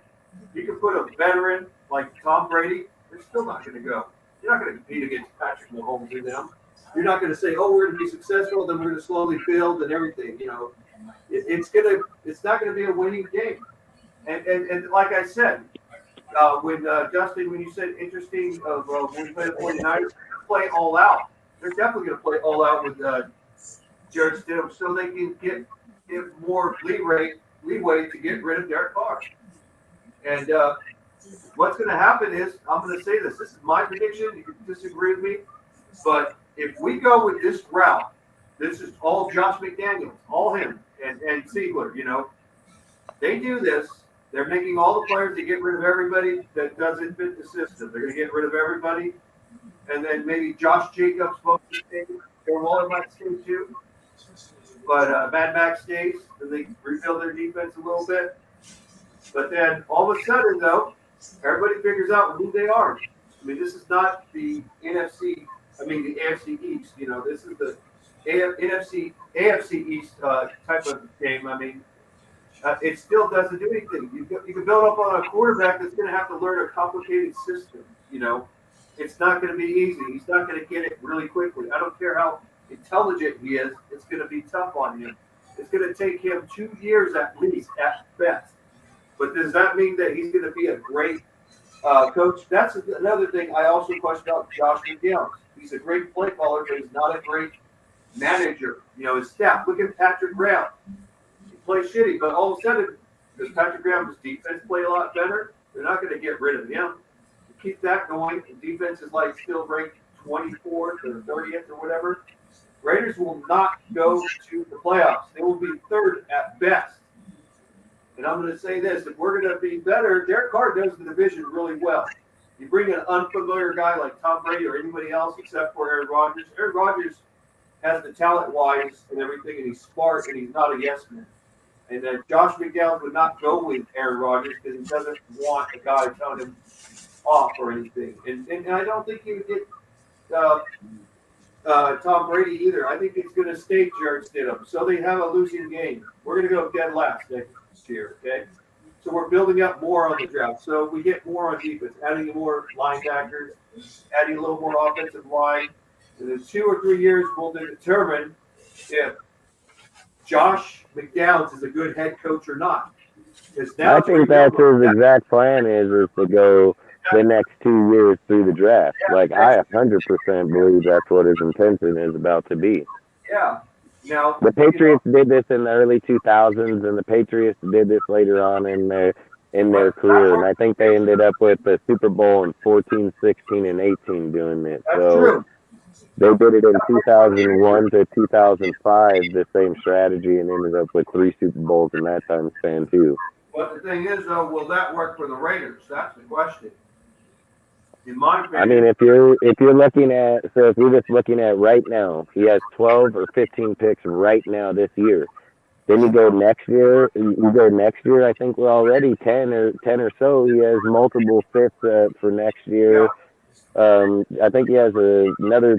So yeah, I bet you he's probably up to 6, 7 picks. So 7, 8, 9. So probably 9, 10 picks next year too.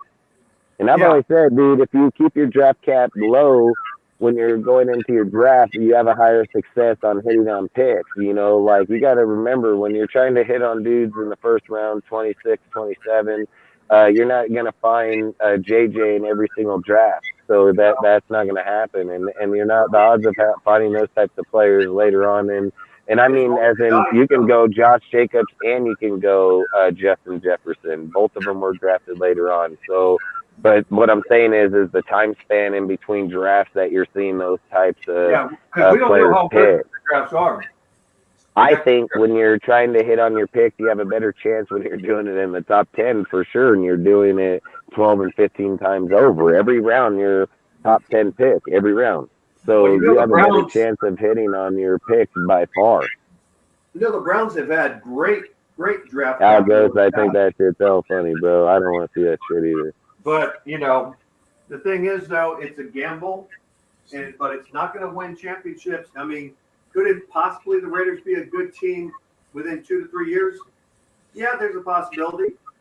But I think that's the only way to go, in my opinion. I think, like, look. I get that people. It's the only way to go if you're rebuilding, and it's going to be. You have to, and I think that's where we're at. Like, if we're just going to be honest and just cut it to cold hard facts on the team, man. Listen, everybody on every channel, every YouTube channel, everybody's going to all have these different hypothetical deals. They're going to say, you know, if we bring in Brady, if we bring in this, if we get that, if we get this, what makes the most logic sense for actual team isn't about if we go here. The logic sense is to say we need to break it down and build it to us here. It's no longer what we've been doing for the last 40 years. It's going to be what Josh and them are doing now, right here, right now. They're not Raiders, dude. Like, they're not like every coach that's been through here that had that Raider mentality. These dudes had to be taught it when they came here, like straight up. So when you're sitting there listening to your head coach tell you that, oh, we're learning it as how do you not know where most of the Raider greats here, period, just because of them, what they've done in football, period. Like, That just tells you right there, he's not here for what we've done in the past. He's here for what is now. And I said, if you're going to go with that mentality, if Stidham goes out and shows that the system will work with him, regardless if Carr's there or not, I think you just have to, at that point, you have to just say, okay, look, we got to get rid of Devontae. We got to get rid of Carr. We got to get rid of whoever. If you want to keep Waller because he's not in the bias, he'll go with Stidham. He's not going to complain about. He's getting paid $13 million. What does he give a shit about? So he doesn't he'll care. stay. You'll have Jacobs. You can sign the contract. Then you got you have freaking Nate Hobbs and Max on the opposite side. You're able to start your team over with it, and you can move off a lot of people. I've already said this, man. You can get rid of fucking Chandler. You just give him to another team at $10 million a year. You eat $7 million. People do this shit all the time. So you can always move around the deal. And I've even said, when you go in and rebuild the whole entire team, you're creating a non-biases now. Because now everybody's going to be like Josh Jacobs, Max Crosby. So now you're really only back to square one, but you still have your two superstar, one defense, one offense. And then you're going to go get your young quarterback.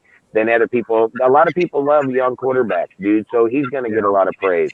And then you see what I'm saying? Now you're starting to change the whole entire outcome of the Raider Nation because they're not faltering back to what's been there the last, 10 years. They're like, okay, this is all new to me. This is all, I got to pick a different guy. Most of us would go with JJ just because we were here when he got drafted. We know other people that come in that are going to be more current fans ain't going to have that same knowledge. So they'll start picking other people.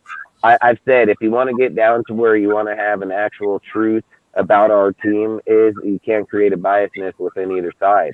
You got to be able to sit down and have people look at the game as a non-biased deal where you're not favoring an individual. You have to call it how it is. And the way I've heard a lot of people after games where they'll tell me, oh, Carr fucked that up. And I'm like, what the fuck are you even talking about, man? And he's like, well, he didn't get over 300 yards. Motherfucker, he ain't been getting over 300 yards his whole career, It's just weird conversations, and I think they're pointless conversations to me. Like I've said, football is a team sport. It's played both ways. That's why you have offense, defense. I mean, it's not one player.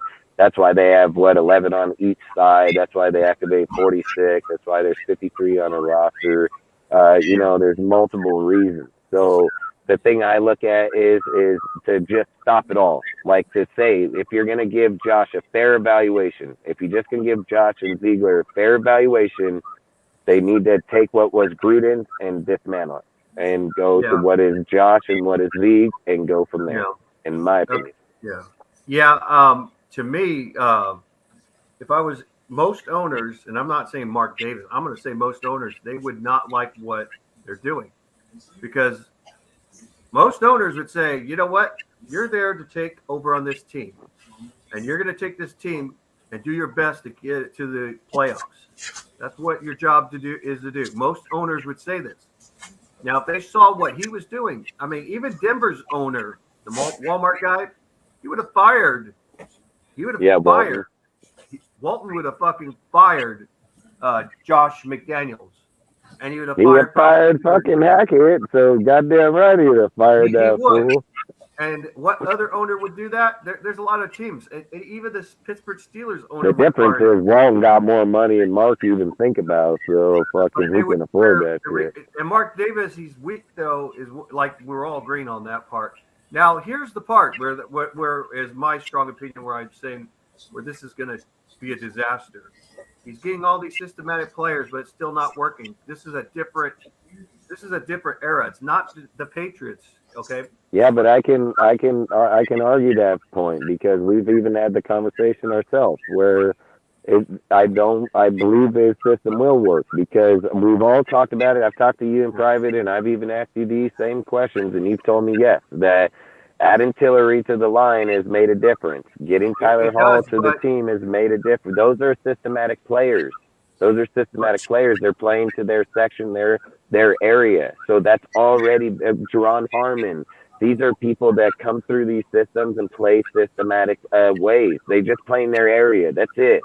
I think and if it's they're already been successful, it'll be proven. within 3 years, maybe 3 to 4 years, and they go I say second 3 place. years. I said it. If you have 3 years, I look at it. Or if he has a 4-year contract, by year 3 you should already see, because Gruden's year 4 was already showing the team was already on a massive change. So because I think if you're he would looking be at able to him, get- you want 1 year evaluation. You want 1 year evaluating talent. They came to the team, which he's already found the divide already. So he's weeding them out. Boom, Carr, fucking Devontae, fucking whoever they all are, just gone. And then he's going to come in the draft, and they're going to say, these are our guys now. We're going to draft these guys. We're going to get these dudes. Boom, bring them over. Now we're going in free agent. Now we're going to pick up these dudes. Now these become our core here. Go back in on your second year. Okay, these guys know the terminology. These dudes know the system. Now we just got to teach it to these. Bam, year 2, you see progression. Now we go from 6 wins. Now we're moving to 8, 9 wins. Then he's like, okay, 1 more year in that draft, man. We're going to solidify our team for the long run, which is going to be 5 years span, which you're probably looking at like a 6-year span, because you got to remember, you got a team on 5-year contract, next team on 5-year, then a 4 or 3, and so on as the draft goes. So you're actually locking yourself up for a good long time that way. So I think year three should show Josh and Zeke's actual fundamentals on the team. That's their statement, their players, their deal. If Graham's doing such a great job right now, he should have like top 1 defense by year 2, 3 in that draft. So I just think, like I said, I would just be a straight goat, walk out there and hand them both their walking papers, and I would go get fucking Vic and Sean right this second. Yeah. So look, hold on. Al, you're 100% right, because listen, Stenham is not like a Purdy or other guys that are young that have the arm going down. Like, hey, Stenham got weak ass arms. But I believe Josh would work phenomenal with Stenham, because of the fact that Stenham could also drop and run too, which makes it a different deal when you're always bleeding in on Jacobs, because you're like, you've got to always watch where he can go hand off and just straight turn around and run off the other way. Like, Stenham will do that I don't shit. think that's So gonna happen. I think I'm going to bet it right now, $100 right now, that we'll watch do a fake handoff and fucking curl around and take off. Like, I guarantee you, or he going to fake handoff, look up, and take the hell off. Like, I watched him do it in the preseason. I don't think Illuminar can block Nick Bosa at all. I think he's going to line up. Oh, I didn't even say that. I mean, Illuminar is going to come after him, and he ain't going to run on that. If he's going to run towards his left, the safeties and all them, they're going to run towards there too, and they're going to know he. They better not do that, because what if he play actions up? What are they going to come down the line, play dumb football? You do not want to do Ryan ain't going to be bringing them down the line like that. But it makes sense to do it on your right, play action. But if you do it on the left, he's blind to his left side. He's going to throw an interception. He's blind. Why would he throw? Why is he throwing the ball? I just said run, fool. I said run. Yeah, they know he's gonna run. You know when you. But either way, they don't know that Stenham's gonna run. How the hell are they gonna know that? You know, he's not. I mean, people try to say, "Oh, he's more mobile than Derek." I don't believe he's more. I think what it is they set. He ran more in the preseason than Derek Carr ran all season. What do you mean? Derek Carr leads the Raiders in rushing, second. The fucking 88 yards, like, get over that, bro. Fucking, he said lead them in rushing. Hey, you guys in here twisted ass fucking conversations sometimes. God damn that Derek Carr out there, put down them rushing yards, baby. How many you got, man? How many that guy? Oh, motherfucker, 88, bro. I guarantee you. You doing it, bro. You got this. I mean, the only way he's, in my opinion, that Jarrett Stidham's going to do better is if. I think in Al's conversation, the halfback feeds a better need than the receiver, in my opinion. With Stidham. Well, this is the thing, though. It's unfair to say, oh, yeah, because Derek Carr doesn't know the system. He was learning it. You have to be patient, even with a veteran quarterback. And a good head coach would not just get rid of him. Any coach right now, any good coach would never, ever think about getting rid of Derek Carr. But you can't look at it like that anymore. We can't look at it like that no more. So look, I get this. So look, this is how I bet coaches are looking at it now. Okay, like I agree with you when they first came in the first few years, because They're like, we don't know what we have. We don't know what we're getting. We don't know what's going on. So, like, when you entertain that question like 3-4 times, and then you're entertaining the coaches that come along in that. And again, I've said I'll argue the fact I'm blue in the face. Gruden obviously showed what Carr can be, so I don't even know why we're even having the conversation now. But this is what I'm saying. This is what I would say. Is it doesn't matter about any other coach. It doesn't matter if this coach want to take them. Listen, they put in the contract. Okay, so maybe we're not concepting this. They are very smart in what they do. They're very smart. They got good valuation. They put in the contract to cut him on February 15th. They knew the Super Bowl was going to be then or later.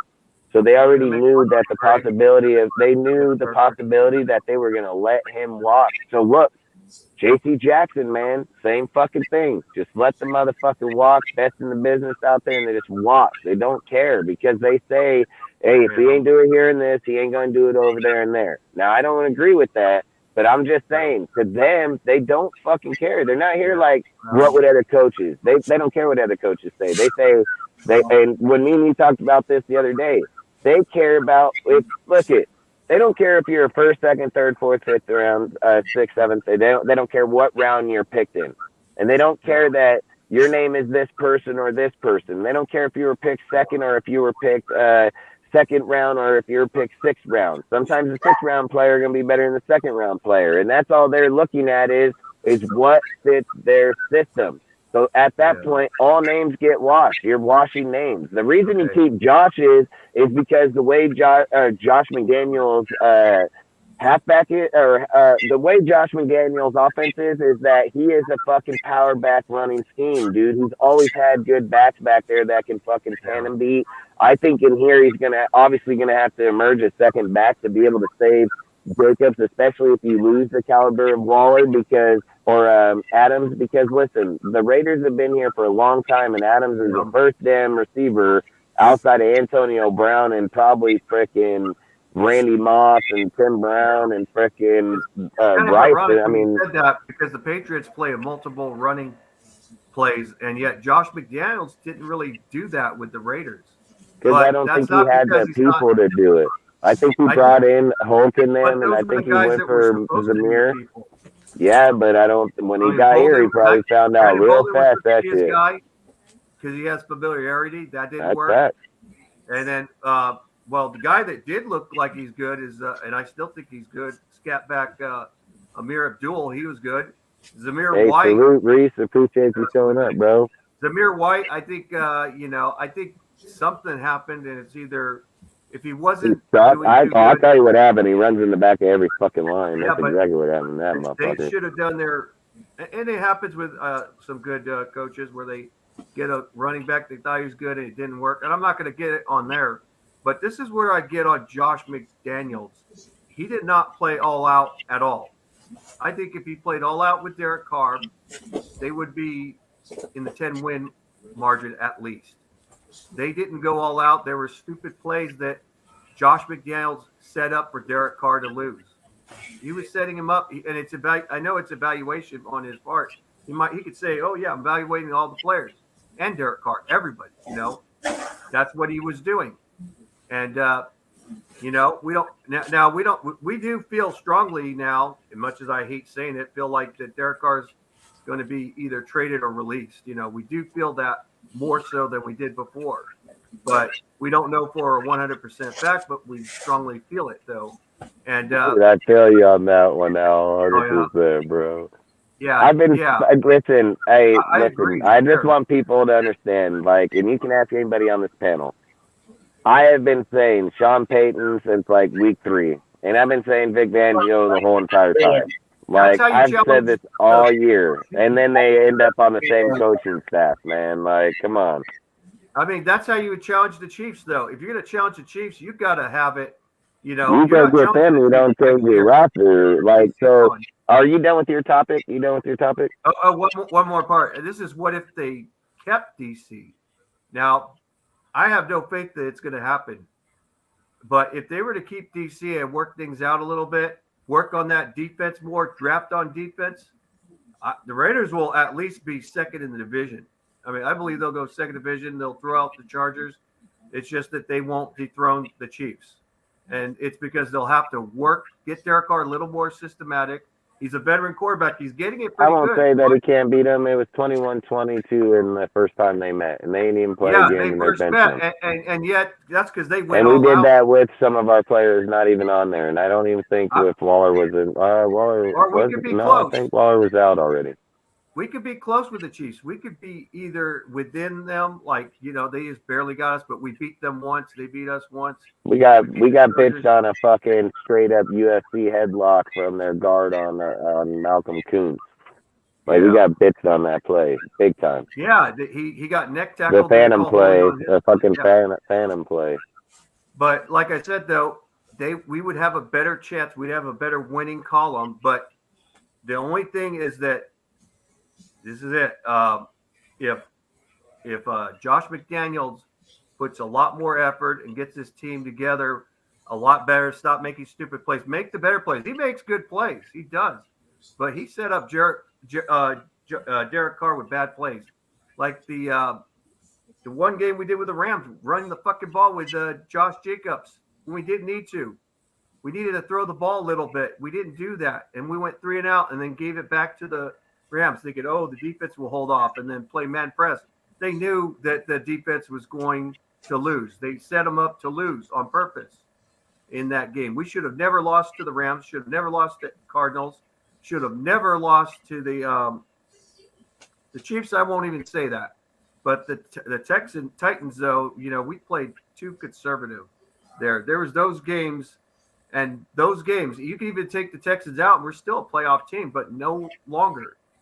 Reese. Derek Carr definitely won't be traded. It would only be under Derek Carr's terms. If Derek Carr is going to be traded, it will be on his terms. And Derek Carr will not be traded. He will say no. And just like Dustin, I do believe that. And I'm going to make this really quick and short. What would happen, in my opinion, is Derek Carr gets released, and then Devontae, then they said, we're going to have to use Devontae as the trade because they were thinking of getting 2 first-round picks. Because Devontae Adams doesn't want to be on the team too, but they're thinking maybe we could trade Derek Carr. No, and then here you go. Derek Carr gets released, and then a team says, you know what, we're interested in Devontae Adams, and they're willing to give a first-round pick. And what does Josh McDaniels and Ziegler do? They queef. They give in. They did that before. They'll give in for a first-round pick. So the Colts give up a first-round pick for Devontae Adams, just 1 first-round pick. They make that deal. And the Colts have Devontae Adams. They got Derek Carr. And, maybe they might try to get Hunter Renfrow. Maybe they do or maybe they don't. But they're a playoff caliber team now. They're more complete. They got a good line, good running game. Their defense is pretty good. Not great, but it's pretty good. Good enough that they'll go to the playoffs. They could challenge both Jacksonville and the Tennessee Titans. Now, or they could go to the Jets. And I think if they go to the Jets, they could still be a playoff team and be in 3rd place, or they could go 2nd place to the Buffalo Bills. They could dethrone the Patriots. But you're gonna beat up on that motherfucker all day. I think Mac Buffalo Jones would be a real tough team. They'd be like facing if the Chiefs. If Bill O'Brien comes back to the Patriots, then I don't know. I'd probably think different at that point. Yeah, I do think that, and and who's the winner? Derek Carr, Devontae Adams are the winners. The losers are Josh McDaniels and Ziegler. And sure, maybe they rebuild, they get draft picks, but they don't get the win column. And the people will say, all these Derek Carr haters will say, you know what? Yeah, I'm glad Derek Carr is gone. And then they said, we're losing. And then all of a sudden, they're still losing. Got a franchise quarterback, and he hasn't won. He goes, he's just another Derek Carr. Then they'll start saying shit. And Josh McDaniels has a complicated system. That's fact, bro. Fact. Complicated system. Very complicated. Just like, Paul Gunther has a complicated system on defense.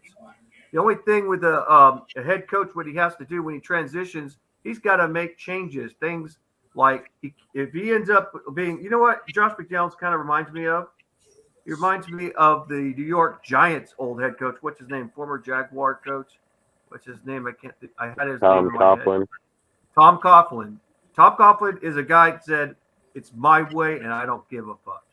That's what Josh McDaniels has, that attitude. He doesn't care. He wants it his way no matter what. If he can back it up, then good. He's the coach. That's He what ain't you got to backing do. shit up right now. I mean, Tom Coughlin earned that though. He earned it, and then he started getting old, and and everybody, and it didn't work out for him anymore. But Josh McDaniels hasn't earned that, and real owners wouldn't put up with that kind of shit. They would have fired his ass like that.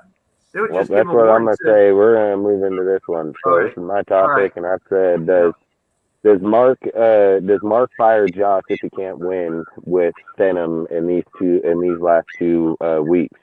And I believe he should, because the fact is that I guarantee that he's over there in Mark's ear telling him that if we were just to run the system the way I wanted, if Derek would just throw the ball the way I needed, if he would just see the field that I need, if you're making those type of accusations over there that you need the system to be tailored to your way, and you go into these last 2 games, I don't know how the hell you can't be. And then let's say this. Mark over there are making the accusation that Mark's the one that wanted to bench Carr. I don't buy that shit. When Mark ain't fucking watch paint dry, bro. Like, and he's over there gonna bench Mark or Derek, but he ain't done that ever in any time that he's been here, one time whatsoever. So he didn't do it when it happened with Todd Downing. He didn't do it with any person, but he's gonna do it right now, right? After the year he just come off, after the stuff that he's done. So me personally, I would say like this: if Josh goes out there and gets the shit kicked out of him with Stenham, and let's just say in this Niner game it's 35-7 or 35-3, and then he go in against the Chiefs, which probably going to be playing their backups, and let's just say that game is 21-10 or 24-10. How do you keep Josh on your team at that point? Like, obviously your shit ain't working. You're about to just get rid of our quarterback that most definitely don't get beat up on games like that. And what's Josh Jacobs gonna say when his quarterback ain't even putting up the yards that Derek Carr's been putting up all year? And you think you're just gonna go win every game now? You got equal touchdowns to Devontae. So without Devontae, you wouldn't even be where you're at right now to begin with. So to sit here and just make these claims like all of a sudden this dude's gonna be the next greatest dude winning all, you ain't winning the games already. So it doesn't matter if you think you're a superstar, because even with Derek there or not, you still didn't take games over and say, let me go win this game. You didn't go to your coach and tell him, hey, coach, I got this. Let me go and see Pittsburgh. You didn't say that shit. You didn't go do that shit. So you're not even showing up like you're going to be that guy. So, again, I think if he goes in there and gets his ass beat with Stenham, you have to fire him. Like, you have to fire him, man. And you have to go to Vic and Sean and be like, bro, I'll give you whatever in the hell you want because the team's set up for you right now. I can go apologize to Carr. I can suck him off, do whatever the hell. Mark's probably good at it already. And we'll probably fucking not even lose anything that we have in play right now.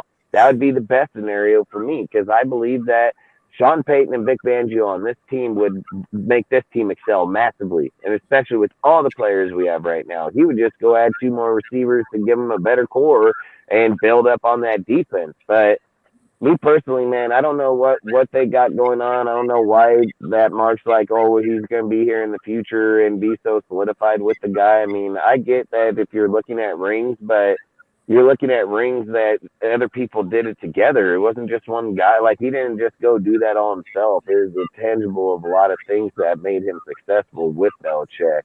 And again, they did it for 3 years in the beginning and 3 years in the end. And then they went twice in the middle and they lost both of them. So I don't know, man. I've always said, like, I don't think Josh is that bad of a coach, because, I mean, I've seen a lot of the plays, a lot of the stuff. He's done pretty well in a lot of categories. But to sit and just say, I don't want else to do, but I don't like Graham. I don't like a lot of their shit. If we're going to give him year 2, we should give Carr year 2. That's all I'm saying. And if Carr sucks year 2, then move on. But what's the difference if you're cutting Carr and putting Brady's old ass up over here? I hate fucking Tom Brady. I don't want my fucker in our uniform. I don't even want him in the home locker room, let alone fucking talking to our players and contaminating them with that bullshit comes out of his mouth. So I really don't care. And I'm a diehard ass Raider. Fuck that fool. I don't care. Like, I'd rather lose than have him on my team. Like, I'd really just rather take an L that year than have that motherfucker on our team. Straight up. I'd rather pay season tickets to go watch Stenham play than I would ever want to watch Tom Brady. So I don't know. A lot of people, again, have mixed feelings on this whole deal. I'm just saying, if it was any other coach, and you made a point a second ago about the Broncos. I mean, Nathaniel Hackett, I called that shit. I called that right in the beginning. Did I not? I said numerous times, Nathaniel Hackett's ass is going to be fired by the end of this fucking year. Mark it, dude. Like, and if he got fired, why isn't Josh getting fired? Like, straight up, dude. Like, straight up. Man, he fucking Carr went out and had 24 fucking touchdowns when what? Wilson only had fucking 9? And we're fucking getting rid of Carr, right? But they're gonna keep on Wilson's fucking depleted ass, and we want to go get fucking broke Dick Brady over here now. Like, I'm not concepting this shit. Brady don't even have as many touchdowns as Carr does, and he got way more weapons. Like, that don't even make no sense. That don't even make no sense. Where you know? We agree. And like we were telling Down Under, I was saying you're bringing a guy. This is what some people don't understand. I know he's from Australia, and I'm not making a judgment call calling that. It's just the American sports and European and even Australian sports are different. It's completely different. You can look at things, but you have to experience the game a little bit more and watch it a lot more. And it's really hard to understand the game. The NFC East is one of the weakest divisions. Tom Brady was smart to go there. He had a great defense, a very talented offense. He went to a team that has the weapons ready. Only a few adjustments to the team, and it's ready for playoffs. That's the smartest thing. John Gruden went to Tampa Bay, got traded there. They traded him because they needed offense. Oh, salute, Turbo. Because they had great defense. They got a good running game, but they lacked wide receiver potential. So what does Gruden do? He adds wide receivers. He got Keenan McCardell and Keyshawn Johnson, added more weapons on offense. And he turned that team into a fucking Super Bowl team. You see, if you want to win right now, you add. If you're going to get rid of Derek Carr, you're not adding. You're really taking away. And then you put a depleted quarterback, even though he's a winner and all that. And this is like a move of, I go with winners just because I got 7 Super Bowl rings. Well, he's an older quarterback, and he's showing slow progression. And he's going to get eaten alive in that AFC West. And hey, Reese, Mark should probably go start working these jawbones right here then if he's fucking broke. Better go start sucking some dick, get some more money, because that motherfucker need to be paying somebody else. I think the Kardashians, he's saying the same silly Kardashians saying Carr's notable crying for Brady. I don't know. He said mid-Daniels. Mid-Daniels. Yeah, like some mid-grade fucking bammer. I mean, look at Josh McDaniels is I think he's not a good head coach. I think he's a great offensive coordinator. And, his system's too complicated and he doesn't know how to manage it. If you can manage it, then he's a complete head coach. But I feel like he's doing it on purpose, losing. He set Derek Carr out to lose. Look, Reese, I've said this a lot, dude. Like, people are getting the misconception that Tom Brady's a great quarterback, that he's training all these other quarterbacks. Like, Tom Brady ain't training them, dude. He's just out there doing his job, and fucking joshing them or training them to get up to their level, dude. Like, again, I think when you're competing against a guy of Tom Brady, it's going to only make you better, because that's why you have the competition, and that's what makes Brady as good. But to sit and have this concept that Brady's making all these quarterbacks, I mean, I've used the Kyle Trask deal numerous times. You can't say that Brady's making quarterbacks when the dude sucks. And even the second string quarterback, whatever the fuck you want, I can't remember his name. I know who it is. But he's still playing garbage, dude. Like, that's the thing is we're taking a misconception because of what the player's name is and stuff, and then we're putting labels behind him now, like he's the one over there, quarterback coaching all these dudes. I get like what Ozzy was saying earlier about, you have the guy out there you're training. You get to see, you're seeing certain. I get that, but that's stuff you can grab on tape and learn too at home. So And Brady ain't I would training say you nobody. don't have to be in there. Yeah, exactly. I mean, I don't buy that shit in a second, dude. I mean, if Kyle Trask was not a bad player, he was not. I even mocked him to Tampa Bay. I mocked him last year. I think last year I mocked him to Tampa Bay, and I knew he would be good fit there behind Brady, and he never went to shit. Never did nothing. What about Brian Leftwich, man? I mean, everybody talked about that fool old head coach, blah blah. Motherfucker ain't even teaching his own quarterback. So Yeah, he again, was a listen, quarterback coach. Brady for me, man, has to be no. I mean, I can tell you, just go watch the tape. I don't got to argue it. I don't got to debate it. I don't say he comes here, he wins. Nah, bullshit. You got to change so many things to tailor him. Got to give him a defense. Got to change the line. Got to get receivers. If you're doing that, why don't you just keep Carr? He's already there. So to me, it just makes zero concept to me. What makes concept is fuck Brady, blow the bitch up, go get a young and start over. Boom, man. 3 years later, we'd be up there, and we got our Mahomes of the deal. If Josh can do his job at training the damn quarterback. And again, if you got to take a year with Stanham, who fucking cares? He's a bridge quarterback, because that's what people use the word is bridge. He can sit here, he can teach the system, he can go play the system, they can watch him. Watching a guy play the system, if he knows regardless of what his fucking name is, that's still the system. So for me, I would just stay with Stanham if we're moving Carr. I would just draft. Like I said, I'd go CJ Stroud or Levis. I would rather go Drake or me personally, I'm a huge USC fan. Even went there. I'm taking fucking Caleb all day. Caleb Williams all day, dude. But I don't know if we'll have that chance by next year. No, so. I don't think so. I think that whether we get rid of Carr or not, if you're going for a quarterback right now, or if you decide to go wide receiver and you have no Derek Carr, it's still going to be a heavily ugly tank.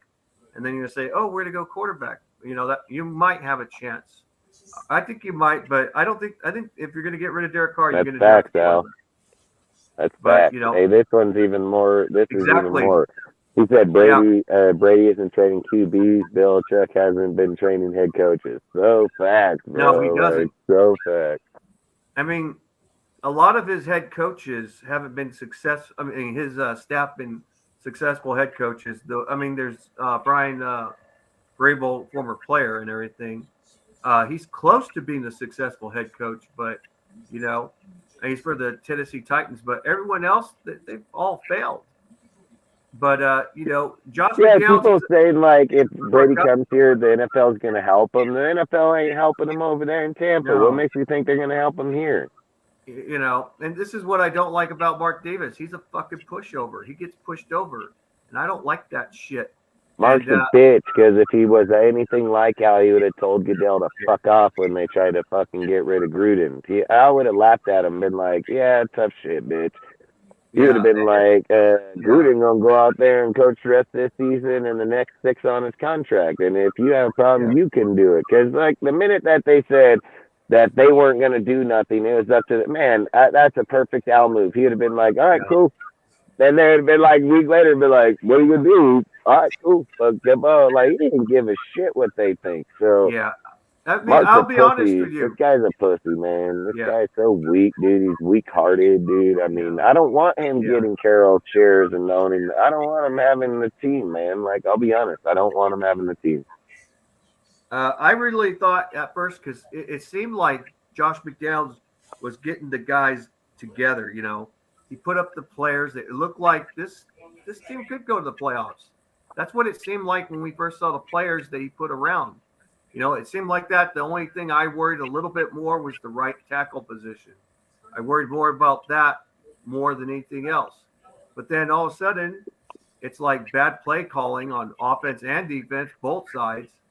And, the players were struggling. There was miscommunications. Dude, I think through like the first 5 games or 6 games, we were only points difference was 14 points or 15 points. Yeah. Like we were competitive as shit in a lot of those games. Oh, it it's not didn't go the way we were. The players are competitive.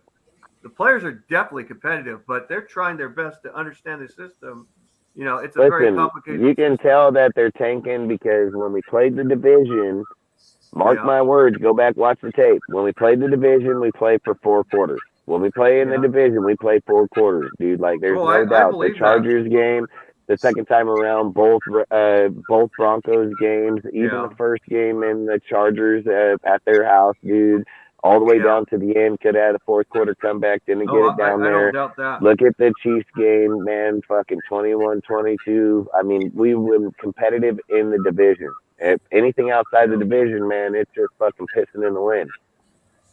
Yeah. And I think that shit's intentionally. You don't just go, look, you've been saying the whole time, the AFC West, one of the hardest divisions, blah, blah, blah. Well, he just about dominated that division in his first year with mediocre players that weren't even on the damn team.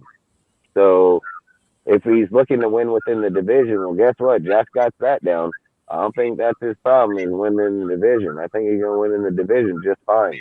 He came in his first year, even with Patrick Graham, and the way that we were sucking and still damn near beat their ass at a pretty – we were 17-0 on those motherfuckers starting that game.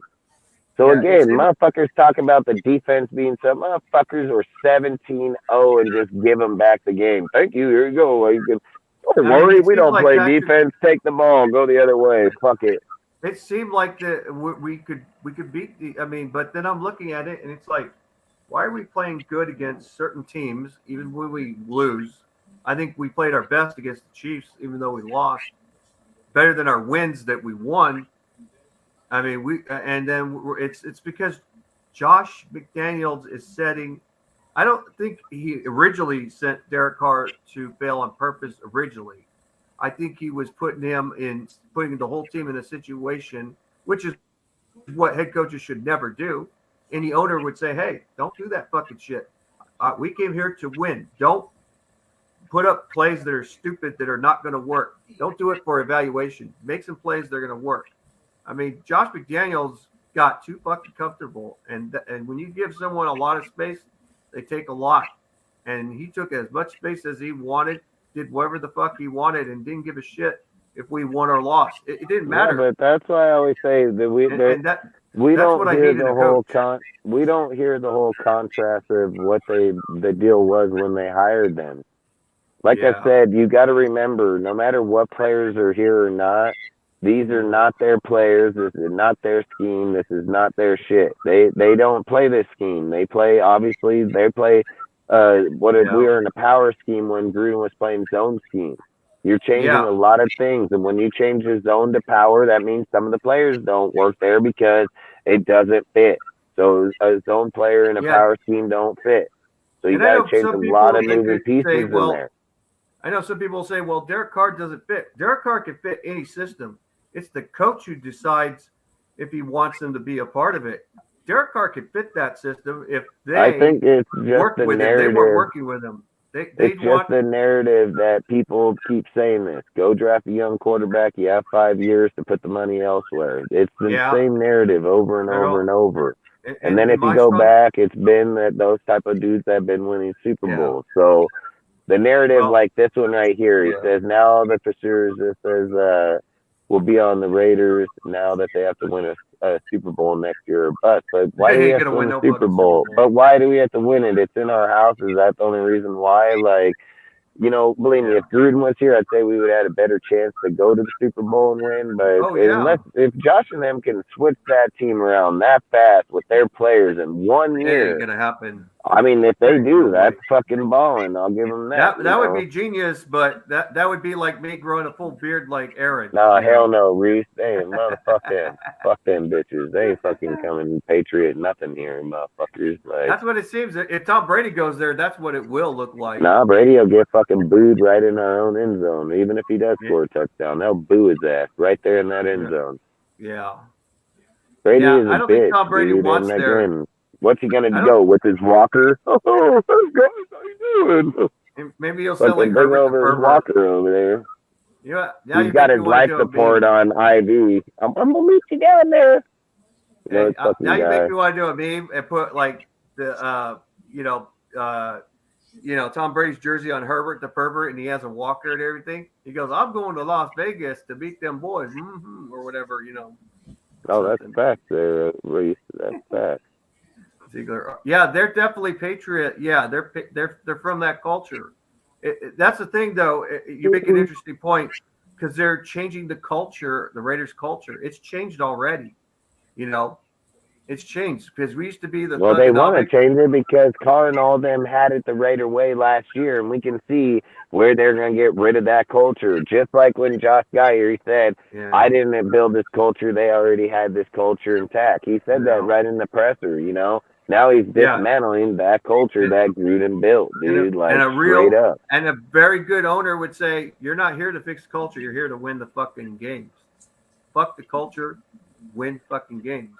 That's what an owner would. Any owner, good owner would say. I just think I don't know if I would agree with that because your owner is going to back your hires. And if your owner backed your hires, look, if you're set in stone like the Steelers or the fucking Green Bay or things like where that's been for 50 years, then I would not disagree. But I've said this when Al Davis died, man, that's when it died with him, dude, because it ain't been the same. We don't have the same fucking mystique. We don't have the same mentality. We're carrying an emblem, and people are still going behind that because we're loyal to our team. But there's no Al here that's left. Like, you want to put up a flame, you want to build great, dude. But when you're looking to the team, John Gruden was the closest thing to Al Davis we're ever going to have because John Gruden thinks just like him, and that's his mentality, and that's why he did deny that fucking trade with that contract with Tom, because that's not what we would have done. And people sit here and say like, oh, if Al's here, he would. No, he wouldn't. That's why Gruden denied that shit. Because Gruden could have hopped up off Carr right that second, been like, well, see you later, bro. Peace out. Yeah. But he was like, bitch, we going to fuck you up. We're going to go fuck up your team. No, we ain't doing it with you. Yeah. Yeah. Like, and then we're over here. We're like, yeah, let's bring him in. And Mark's like, oh, dude, I got a good man for you. Come over here and stay the night in my house. You know, like, who's a bitch? He's a bitch. He's like, I'll take you to an Ace game and put you in the VIP box. What, in your fucking 2 chairs with your little cubicle around you? Like, get the hell out of here. Yeah, I think Tom Brady, I don't know. I think Tom Brady needs to retire. I think he'll decide that after he wins a playoff or loses a playoff. That's when he'll realize, you know what? He's going to feel it. He's feeling it already, but, you know, can he go Mark don't give a fuck about the Raider mystique because he was never part of it. He's saying that doesn't realize it. That's what I said. Mark ain't part of the mystique because he was never part of it. Motherfucker been around the greatest person out there in probably NFL history, and this motherfucker don't know a goddamn thing about it. How do you hang out with all those greats and all those badass motherfuckers and not know football, dude? Like, that's sad. That's sad as fuck. And, you know, just because a guy comes out and says, hey, I don't know football, I want to designate it to other people, don't mean he's designating them to the right people. He don't fucking know football. How the fuck do you know if he's designating to the right group, man? Like, Mark is a joke. Just sell your shit, bro. Like, sell that shit, dude. Give it to Gruden. Just go sign it over to Gruden. Like, Gruden show you how to run motherfucking, like, I'd love Gruden to be our owner, dude. Like, you want to talk about bringing the Raider way. Man, you want to see, man, I don't even give a fuck if he does or not. What I'm saying, like, if you're looking at a guy that is a true fucking Raider, you want the Raider belief, the Raider mentality to carry on within the organization, you sell the business to John Gruden. John Gruden is a die-hard loyal Raider, bro. Die-hard loyal Raider, dude. Like, I would love for him to be the fucking owner of the Raiders. He don't got a coach. He don't do shit. He just run the fucking team, dude, or run the organization like to just Mark or Al walking. Man, John Gruden would demand bigger presence than Mark Davis on the field at any given time. So, I don't know, man. I've always said I would love Gruden to just own the Raiders. Mark Davis just goes with the flow. That's his problem. He's a bitch. He's a bitch. And I don't care what anybody says. Don't like it. Oh, fucking well. That guy's garbage. I agree with you. I know he's a weakling. I always said he was an inexperienced. I know they say he's a businessman. Well, he's not really. How's he a successful businessman? He only businessman. worth $300 million, and he's failing on fucking getting the money to fucking build the Yeah, team. he didn't build businesses though. Where's his success at? Where's his success? When his dad died and has handed zero. him the money, like where the fuck is his success at? He got his money from his inheritance. It wasn't a giant inheritance, but he Hey, I ain't didn't gonna lie, build a Reese, business. that's fact, bro. I've been saying that, and I said, watch if Gruden wins that court case against Goodell, gets like fucking $500 million. Like, fuck. Come on, buy the shares, buy all the shares out, and then put Mark 500 mil, man, would pay off that luxury tax for fucking Mark Davis if Carroll passes away. So, man, boy, be amazed what something like that would do to our organization having him. I'd take him in a heartbeat. How old is Carroll Davis? I mean, Al Davis would be like 90. Fuck, he's probably got to be like 90 fucking something years old as dirt. He's probably as old as the fucking grass in fucking Oakland, dude, at the Coliseum. Because I know, Al Davis, when if he was alive, he'd be about 92, 93 years old. That's how old he would be. Let me see, Carroll Davis.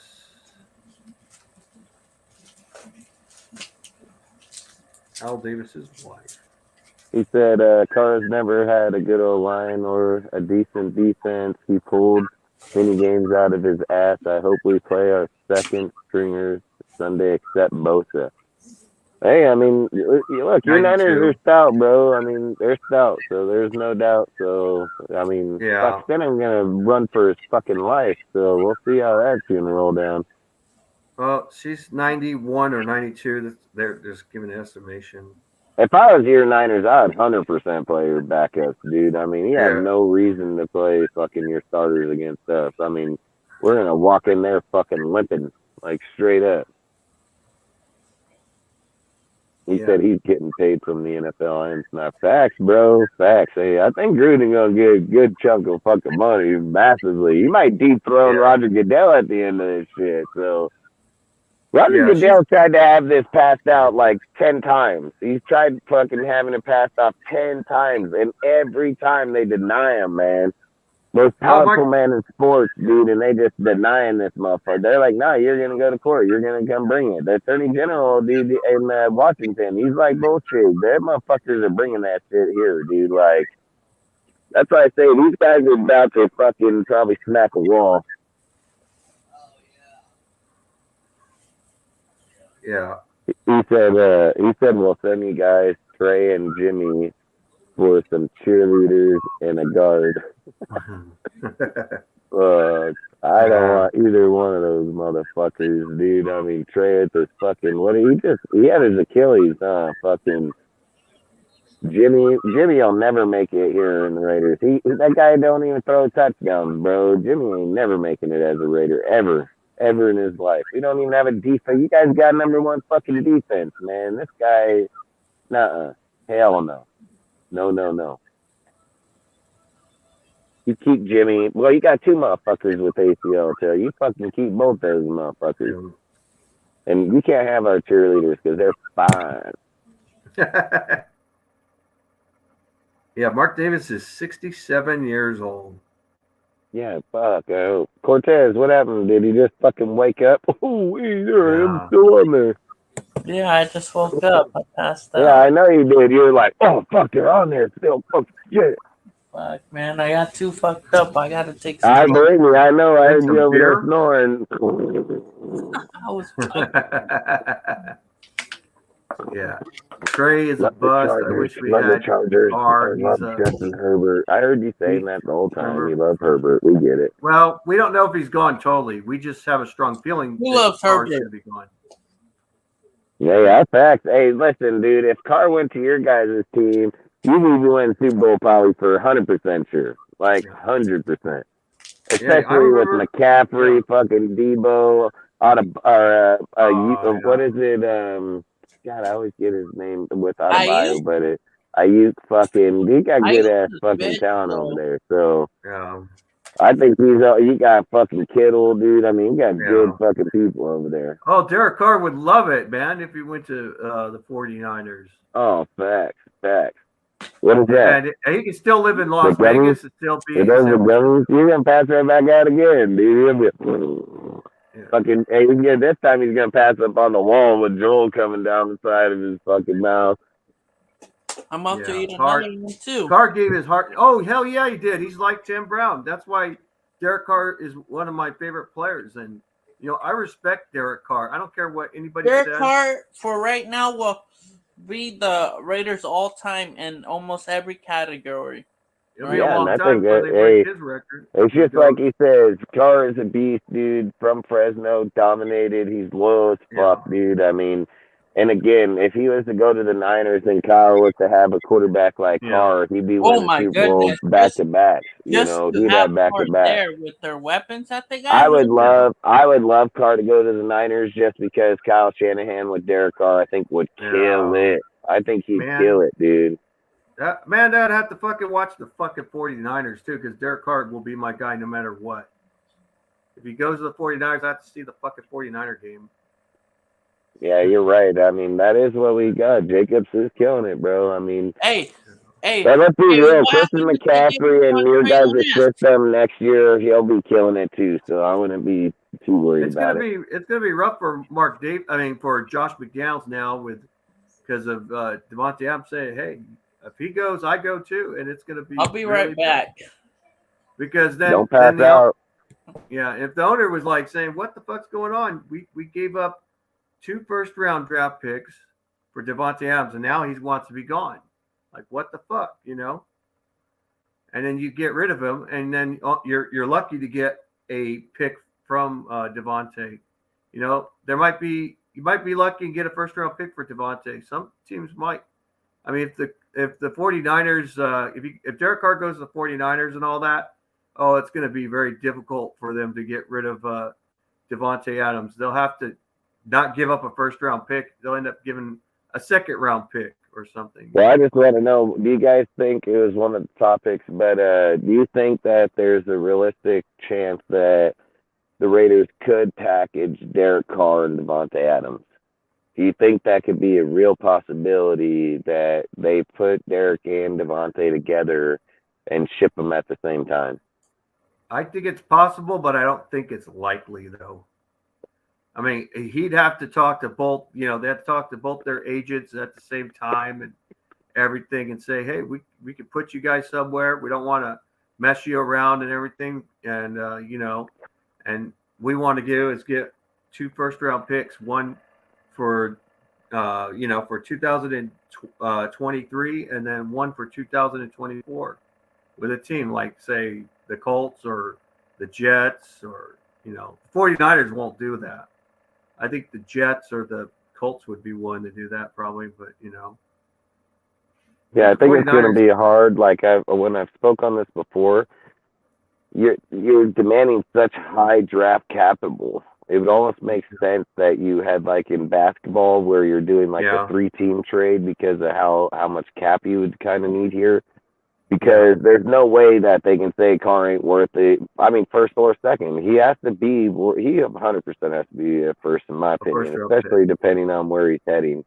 Devontae, I mean, you have to get 2. Even if they want to say so-called down year, motherfucker had 1,300 yards and 2 touchdowns, and 12 touchdowns. We're not even done with the season, and he's not sitting out, so he's still got 2 more games. So Devontae has to demand 2 first rounds. And if I could, you don't want all of them in the same year anyways. Like I think like 2 first rounds in the same year is plenty good enough. Like 2 first round picks because then you're asking, like with those 3 picks, you're asking that every first round pick you have is gonna hit.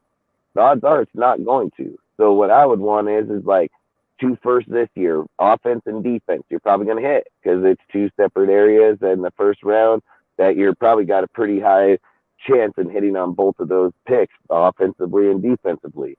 But then I'd push the other ones to the next year.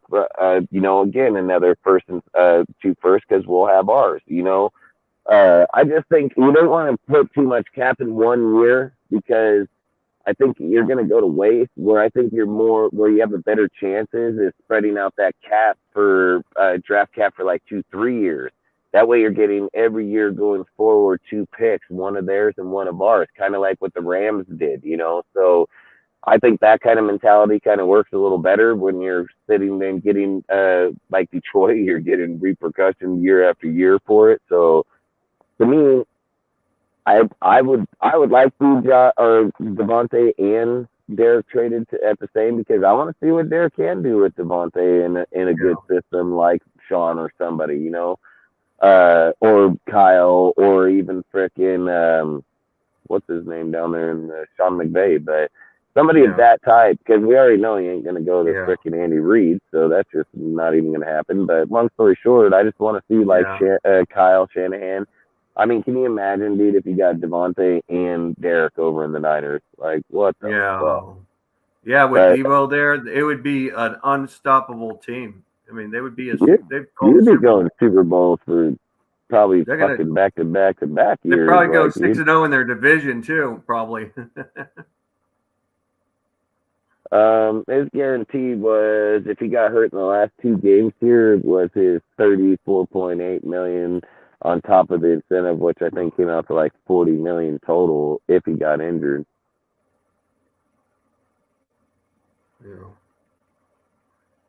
Yeah, he would get paid. Yeah. I think right now, though, it's going to be hard because, people, Derek Carr, I believe Derek Carr doesn't want to go, but I think David Carr and maybe some other family members are going to say, Derek, you got to play still. You got a lot of game in you. You're still a young guy. Play. Derek Carr is like so loyal that he's willing to say, you know what, if they don't want me there, then I'm just going to retire. I mean, that's a lot. And for somebody like fucking Josh McDaniels not to get that, that's loyalty. You will never find a loyal player like that. I mean, that's what some people just don't get. When a team wants to be there. I mean, Al Davis respected Tim Brown. Tim Brown said, I don't care about the money. I want to be a Raider. And he didn't go for big, high-paid money. He stayed so fucking loyal that Al Davis said, you know what? I like this guy. He's staying. He could have been gone.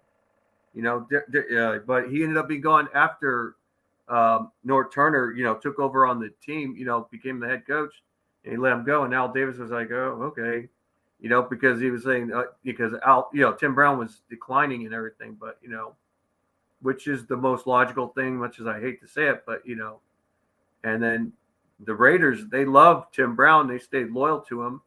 And, but those were the old Raider fans though, and they even said, we miss you. Yeah, but you even got, so that's even something else. You got Tim Brown coming out saying, I don't know what the hell is going on with the Derek Carr fiasco, but it must be looking like Josh McDaniels want to be getting fired, like straight up shit like that, bro. Like, because that's because what he's saying is that's he's like, hey, this is some bullshit, man. Like, that's the and you're right. I mean, hey, but Kyle made some good picks, bro, and he's done pretty good. But you're right on that fucking pick for Trey, I think that was dumb as hell because I said it, 3 first-round picks for that fool. That was hella dumb. Oh yeah, that was Trey Deshaun Lance Watson. for the Niners. Trey Lance for the Niners. They traded back up into there, and I think they ended up giving up like 3 first-round picks, if I remember right, for him. Yeah, well, for Derek Carr, if he doesn't get traded and he gets released, then he goes. Maybe the 49ers might go after him, but if they do that, they could trade Trey Lance because Miami got some fire picks out of those 3 fucking first rounds. Miami, they got fucking Waddle. They got Waddle. They got Waddle, Tyreek, and frickin' Tyreek Hill. Yeah. Oh man, who the hell else was the other one? Waddle, Tyreek, and frickin' yeah. Oh. Yeah, but I mean, and I don't want to say Christian. I don't think Christian was their pick that year. Why am I spacing? I just had that shit the other day. But yeah, you're right, dude. Miami did capitalize on that shit. Fat, bro. Fat. I think even the Eagles did great in the draft too. I mean, hell yeah, they drafted good. They fucking got, man, the motherfuckers are picking up every guy they can to make sure they stay competitive and make it to the Super Bowl. I mean, motherfucking anytime a player get, oh fuck, let's go get the next best fucker on the. I don't even know how they even affording it, to be honest. I don't know how they afforded it. I don't know how they got it. I don't know where the hell all the money came from. But it's like every time something happens, they didn't just go, we were over here just talking like, oh, let's hope we can get Donegan. Them motherfuckers were like, let's get Sue, let's get Joseph, let's go get this fucking guy. Oh, hell, we need to trade over here for Robert Quinn, dude, when we already got our guy. What the hell? These guys aren't messing around, dude. Oh, hell, we ain't good enough yet. Let's get Bradbury, dude. Like, they weren't joking. These dudes did their shit, so. I'd probably just say, like, from the get-go, Josh and them didn't want to do that because they could have went out and they could have traded and they could have moved players to help Carr get better receivers or better defensive cornerbacks, and we never did. Not one fucking time. Not one time. Let them all walk. Even let fucking Gilmore walk, dude. I mean, we let all kinds. Fucking didn't even entertain the Jason Jackson, dude. Didn't look at dude over there in the Washington. We didn't look at shit. We didn't look at Bradbury. Didn't look at nobody. So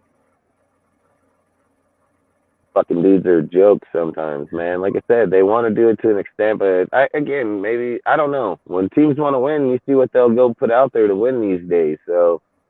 You just can't be like Jerry in Dallas because we can't all afford just massive checks. You know, we can't just afford to write massive checks to anybody and everybody. So, but let's speak on these Niner game one more time, and then I think we'll head out for the night. We've already been almost 6 hours. So we'll speak on the Niner game, see about what we think is going to happen coming up with this game this weekend. Where do we realistically see our team? So on. I think the Bradley Chubb. That's who I was gonna say. Yeah, fuck yeah, Bradley Chubb, fucking Waddle and Tyreek. Yep, 100%. Yeah. I think. What were you gonna say? I fell asleep again, guys. What? I know, believe me. Dude. No. He fell asleep with this. He fell asleep with this Peter in his hand like this. Nah, I went to go warm up a tamale. I'd eat tamales. I'd eat the fuck out of a tamale right now. I love tamales. I have a feeling that Carl's Jr. probably closed right now. So yeah. Fuck, it's almost 1. That looks like a little chub right there, dude. Is what that looks like. So. No, it broke on me. All right, man. So I'm gonna speak on this Niner game real quick. Okay. I think, like I said earlier, the benching of Derek Carr is my deal. Because again, they've never come out and said why. They just said that they mutually agreed that it was what was best. Yada yada yada. I agree. Like if you're sitting them because of the money and so on, that you don't want to get them injured, then great, whatever. Outside of that, I think if you're taking Stenham into the number 1 defense in the NFL, he's never even played an NFL game. He's been active for I think he's been active for a total 64 games, I think is what they said, but he's never played a snap in the NFL outside of preseason or something like that. So for me, I've said I think it could favor Stenham because of the fact he has a weaker arm. He's not going to try to push the ball downfield. I believe if he gets in those drags, those slants, those curls, running Josh Jacobs and running off of play action or things of that, I do believe he can probably put up a little bit. But let's be real. The Niners have been dumping on everybody. It doesn't matter who they're playing. Don't matter. I think there's only been one game here in the last few weeks where I think it was pretty close to both sides for the whole game. And I keep trying to remember what game that was, and I can't remember the fucking team they played. But long story short, the Niners been pretty much was it the Dolphins? To people. I don't know if it was or I know one game just recently they were back and forth for the whole. It could have been the Dolphin game, but because the Dolphins got their ass beat. So no, it wasn't the Dolphin game. Frickin' They played somebody else. But long story short, the Niners are a real deal, man. They got good ass offense. They got good defense. They got great defense and a good What is offense. the Denver game? Nah, Denver got their ass beat too. So Denver beat them by like. Denver beat who? The Niners? Yeah. No, they didn't Did beat it? the Niners. Yes, they Oh, wait, did. It was like let me check. 13-10 or some shit. What was it? What? Oh wait, yeah, I think so. 13-10. I think you might be right. Let me see. I think you might be I don't right. know. Let me check though. I think you might be right. Let me go look. I'm gonna go look up their roster right now. All I I mean, all gotta you do is gotta hit do is just schedule. put in Niner versus fucking Bronco. It should pop up. You know what? I think they. Let me see. Where's the win? But long story short, the Niners defense is real deal, man. And yeah, Bosa, they won Nick 11 to 10. Yeah.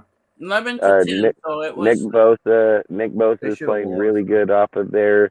That it was a game like that, and it probably was that game where, but that's only one because the other games these guys just been beating on dudes. So I just think going into this game, realistically, 75% Niner fans here. I mean, don't get me wrong, they are going to the playoffs, so it wouldn't be surprising for them to travel. I've spoke on this 100 times. Raider fans come from a poor environment to begin with, dude. We donate all our money to Raider gear and shit, but it doesn't mean we can donate, $1,000 just to up and go out of LA, Oakland to go to Vegas on New Year's Eve, dude, where you'll have to be there New Year's Day, so the odds are you're renting a room here today, dude. Those rooms are going to be normally $90. They're going to be like $300 to $400. So it's going to be a lot of money, man. So long story short, they're not going to travel, and sure in the hell I'm not going to travel to go see Stenham. Again, I think this is just for Josh to showcase that if his system works with Stenham, he can easily move off Carr. I believe if his system doesn't work, man, he's gonna eat a whole lot of shit, like straight up. He's probably gonna be over on his knees at Derek's door. So, again, man, I mean, realistically, if we're just being realistic, I don't think we even stand a chance this game. Like I've said this the whole year. I've said this the whole year that this was gonna be a tall tale game because it would determine on the NFC for Super Bowl games was gonna be between the Rams and the Niners. And both the games, I mean, the Rams game was disappointing just because of the team where we were. The Niners is a real statement game. Like, that's a real game. That's where you can tell where you really stand against the team. They're number one against the points. The Chiefs, man, that should have been like this season should have been one of the greatest seasons going into a playoff because you're getting like the best of all the worlds. One, you're fighting the Bay. Two, you're seeing if you stand competitive against the NFC team. Then three, you're going to get to finish out with Kansas City to finally give them that W, give them that L, give us that W, man, and make our playoff runs on a legitimate stand. But it fell flat on its face. Now we're sitting here saying like, we still have a statistical odd at this. Nah, motherfuckers, we can go win both games and we ain't doing shit. So we'll be packing up, heading home the same way. So, again, I think we screwed the pooch, and I don't think it was just Carr. I think I've said, I go back to our lives. I've been saying the defense all year long. These guys are garbage as hell. I don't give a shit what do people want to you want to microfy your freaking stats where I don't care. I don't like that shit. But long story short, I think we better just get ready for next year. Like, in my opinion, I mean, this Chiefs game, look, if we go in and beat the Chiefs, what's it really fucking matter, man? You're playing their backups, dude. You're playing Stenham. Is that really a win for us to brag about? Like, oh, we got the Chiefs. I mean, I know some Raider fans want to. With their backups. I know some of the Raider fans want to, gloat on it, but man, you know what a Chiefs fan gonna turn? You know what fucking Hefe over here gonna fucking say? The first second that happens, he's gonna be like, "Play the backup." Hefe gonna play. Oh, you played that backup, man. So I don't like that shit, and I agree.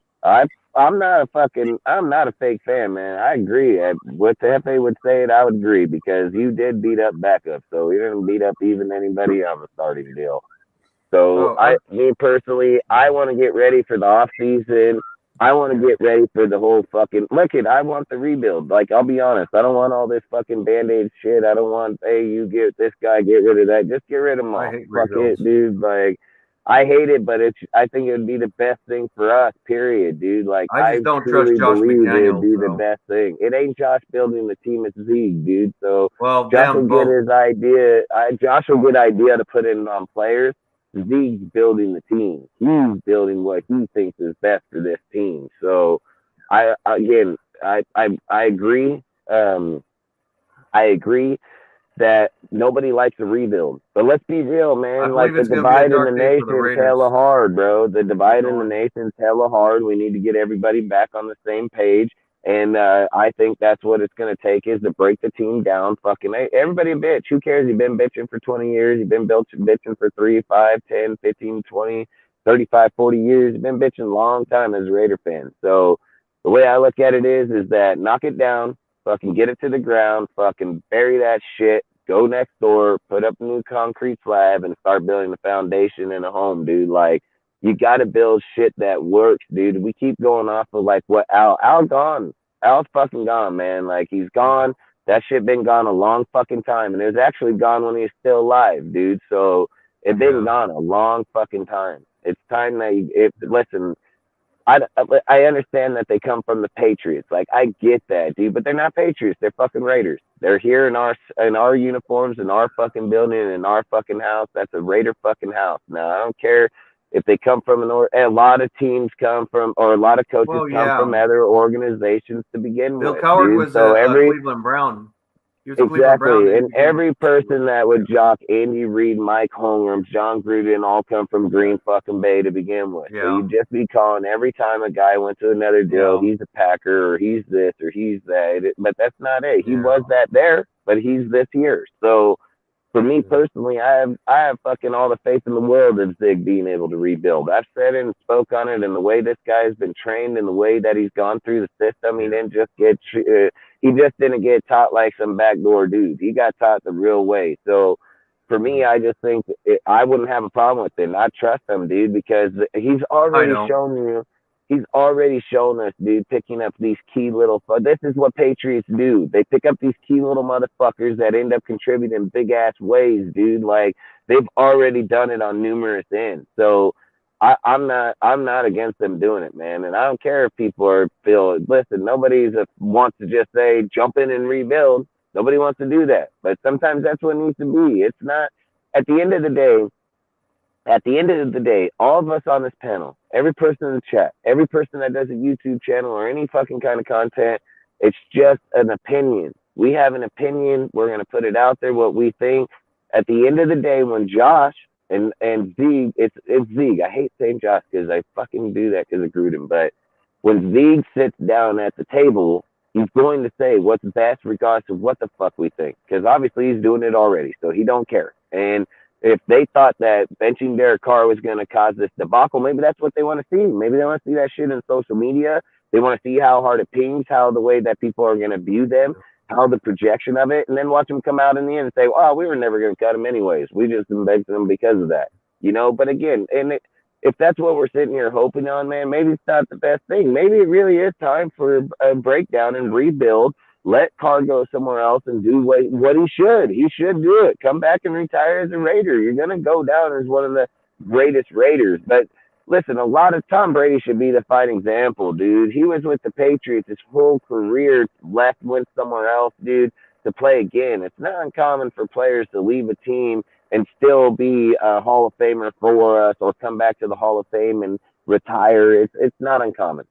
So for me, just to finish up on this deal before I let them speak, before we hop up out of here, I think we're going to get our ass beat. So that's where I'm going to put it at. And we should, because Stenham garbage. And if Stenham comes out there and puts up 28 fucking they stopped the run. They're number one in stopping the run. Dude, I will straight jump down over that. If Stenham puts up 28 or 35 points, I'm going to hop over that wall and kick him right in the nuts, bro. Like, I swear to God. Like, I'll be so pissed. I'll be so pissed. Yeah. Like I said, the 49ers, the only thing that's weak on their defense a little bit, and it's not real bad. They're only ranked 16th in the passing defense. That's their only weakest part, and it's not that bad. And Jared Stidham throwing shorter passes, I can see the Raiders going 3 and out really quickly, and he won't make a lot of mistakes.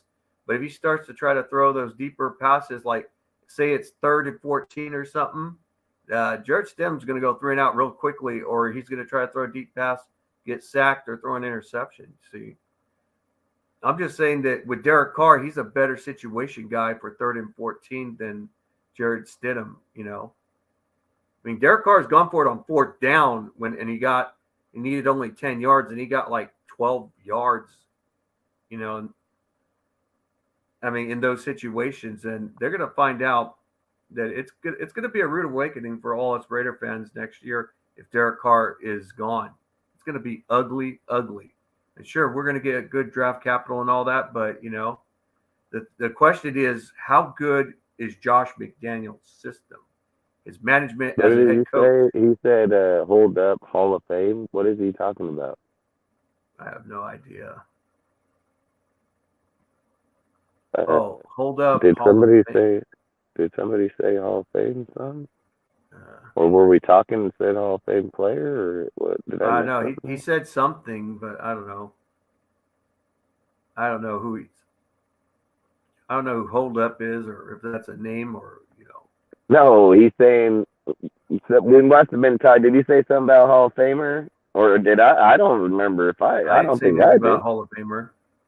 Yeah, the corners would eat shit against Carr. Yeah. Well, I think Derek Carr would have a better chance. What he said is, like, what he means by hold up is, like, we're talking, and he's like, hold up, wait a second. And then he said Hall of Fame. So. Oh yeah, I believe you, the Carr gods. I do agree, Derek Carr. I mean, he has his flaws. Everybody does. But when someone is not the exact problem. I mean, if his numbers were like top 15 or even top 20, and I can understand the change, but he's better than that. Most good head coaches, even if they don't fit their system, they don't get rid of him, or they trade him for another quarterback that fits their system that's of equal value or greater. That's what the smart coach would do. That's what, and it's not real question. It's not. That's what I thought. I don't know. Where, I mean, if you're trading Derek Hall of Fame. I know. I mean, if the Raiders were trading a quarterback for another quarterback, that this is just logic, not by my personal belief. That would be the more logical thing to do. That would be more logical than just saying, oh, we're going to go draft a quarterback because we're going to win a championship. But you're not winning a championship if you get rid of Derek Carr, which some people think, the Derek Carr haters, they think that's going to make the team better. It's not. And they'll say, well, it's time. Derek Carr's time's come. It's not his time to come. It's Josh McDaniel who's deciding, or even Ziegler, but he's not the problem. I've been saying that anybody would know this. And the problem is, though, I don't care if someone doesn't fit your system. Replace him for a player of equal value, and it's not Tom Brady. He's not of equal value, Just because he knows the system doesn't mean that. People think Derek Carr's not doing good because he doesn't know the system. He does know the system, just not as well as other quarterbacks, but he's still effective, It's just that when you're a head coach, you have to make changes to what you really want to do. If you're doing something that doesn't work, you got to change it. But I don't believe it's that. I think Josh McDaniels is just playing around with the play calling and wants to see, like, he's evaluating. I mean, there were good plays that we did that were very effective, and then all of a sudden we played stupid ball game. I mean,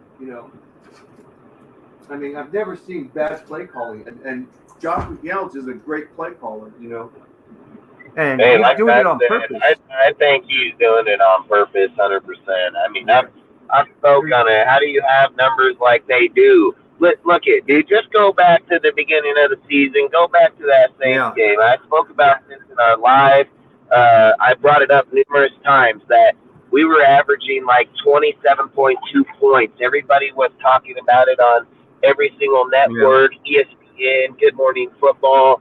Everybody, they were at us right there in the top 5 with them saying, like, look, You have the Eagles. You had, I fucking think it was the Giants at the time.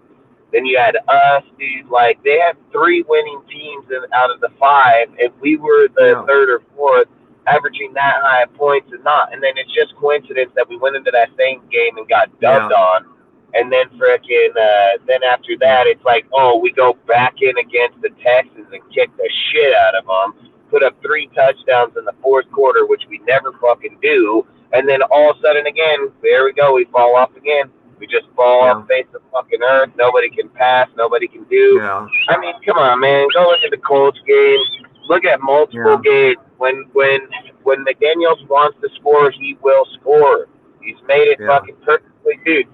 Colts game, they went up 10 points on us. They were about to go up 17 or 14, 17, I think. Then Josh ended up getting possession. We go down for 3 possessions and burnt on them. Back to back. Boom, boom, boom. No problem. Then all of a sudden, once we got the lead, what happened? We fall off the face of the earth again. Just do it all over again. Just fall right off the face of the fucking earth. And we've done this too many times under Josh. I mean, I started calling it in the beginning, or right in the beginning, probably like week 3. I think it's by week 3, I was already like, yeah, this dude's fucking not, he's taking shit, man. Like, there's no way that I've watched this guy for years under them Patriots. You don't fucking, this guy got more fucking football knowledge and history in his fucking 20 years than most dudes have in their whole career. In their whole career, in their lifetime, dude. And this motherfucker got more of it and he got it more in the first 20 than these guys have ever had. He's only 40. Like, that's crazy. That's crazy as fuck. Yeah. And that's why I just said, like, it's not, the guy didn't just come over here and forget how to call plays. He did not forget, dude. And I think it was Al that just said this a little while ago in the chat. Watch if this fool doesn't show up over here and just fucking, instead of just start calling all kind of different plays that fit instead of, but don't fit Carr. Like, that shit would piss me off, man. I hope someone beat him upside the head with a bottle, dude. Like, that shit would piss me off, you know? The 49ers are going to expose this BS, though, if he's trying to say, there's no way that, like, common sense that Jarrett Stidham is better than Derek Carr. I mean, they put Derek Carr in bad situations. He puts Derek Carr in bad situations, you know, or he runs the ball more so he doesn't throw the ball that much, you know. I mean, running the ball 3 times, I mean, that's stupid, though. You go 3 and out, you know. And to be the kind of play caller he's been in his career to do that type of shit. That's not him, yeah. Hell no. Yeah, I mean, this is like, oh, yeah, how come he's not doing, you know. I mean, if he was playing at his best, we would be doing better. I mean, he would be doing better than what than Gruden's system. But the thing is, though, he's doing it on purpose, is what it is.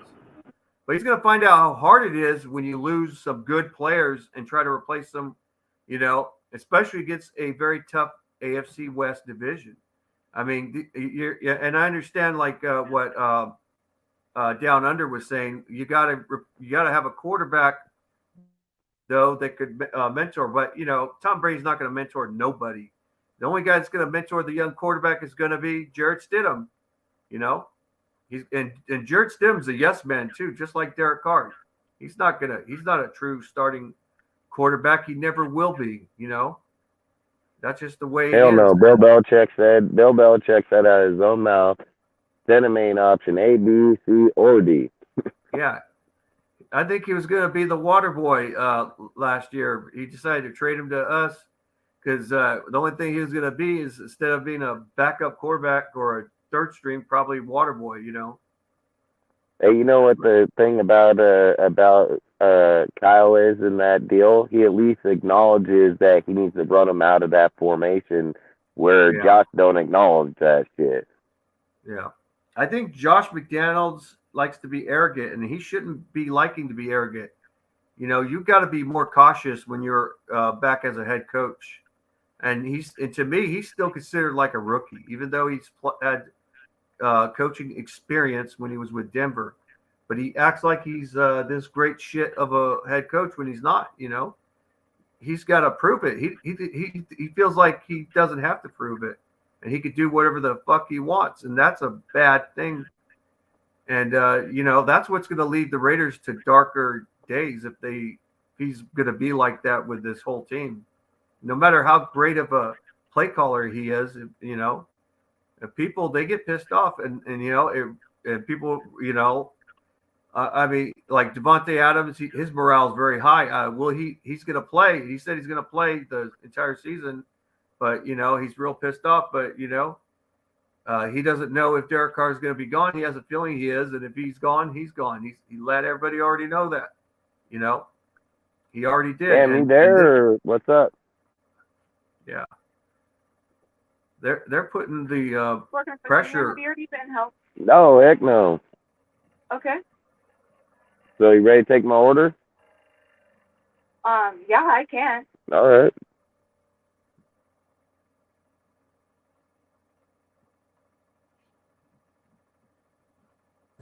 What are you ordering? I fell asleep again. What? Hey, dude. Fuck. I know it's 1 o'clock though, but you know. That's what that weed does to you. Yeah, it is a downer. I never smoked, but you know, I've been around weed before you were born. What is he too. getting? Carl's Jr. again? Carl's Jr. Is it Carl's Jr. or Jack in the Box? I'm a good motherfucking Carl's Jr. Motherfucker. I'm over here on that side of town. Jack in the Box on the other side of town. Oh. Yeah, that's why I Whenever said I'm on Carl's that side, it's Carl's Jr. Whenever I'm on that side, it's fucking Jack in the Box. Yeah, we always call it Jack in the Crack in the Box. I gotta get me some food, man. I'm freaking starving. I always drive past. Say again? What'd you say? What you gotta go get? Fucking double bacon western cheeseburger, baby. Cheeseburger. That sounds like Carl's Jr. Yeah, I was fucking starving, man. I wouldn't even lie. Brian Greasy, are you talking about, wasn't he the fucking quarterback for the Suns? I'm gonna have you go forward to that track. I'll bring it right out to you. Hey, can I get my... This fucking baby. You know, it's women like this, motherfucker, or people like this. Is that Royal Crown? Hey. Is that the Royal Crown? Oh, the apple. Yeah, he's got that nasty shit, bro. Oh, yeah, I love Crown Royal. I fucking hate apple Crown Royal, dude. It is like dude. That shit's like drinking fucking fire, dude. You can't freeze it. Man, it got that harsh fucking taste on it. That shit's hard, dude. I ain't gonna lie. I'm fucking ready to drink my food because I'm starving. That Fireball stuff is sweet but rough too. Fireball's fucking like drinking fucking candy, man. That shit right there is like, I use this for my cooking right here, Jim Bean. Yeah. I love this peach. one too. Nice. Hell yeah. I love peach, man. Peach Crown is like one of my favorites. It says, are you going to the game? Hell yeah. What is that? What is that whiskey? Well, that's bourbon. Hey, dude, for the Niners fan, bro, I think you're cool as fuck, man. Like, I appreciate you showing up to the live tonight, man. I really appreciate it. If Cortez can, man, throw out the Discord and shit one more time, and then let's look if you want to see it, join up. Hey, we got a Discord, Instagrams, everything, man. I mean, like I said, we like you guys to be part of it, regardless of what team you like or not, man. I love the conversation. I love coming on here with our panel, man, and always being able to combat with all kinds of different people. So, I've always said we are Raider fans. We do talk Raider news here, but we are very knowledgeable on all football across the NFL. Oh, yeah. And I'm about to be knowledgeable on this double bacon western cheeseburger, man, here in a minute. I had 2 corn dogs. I have this feeling this lady probably like spit tamale, guys.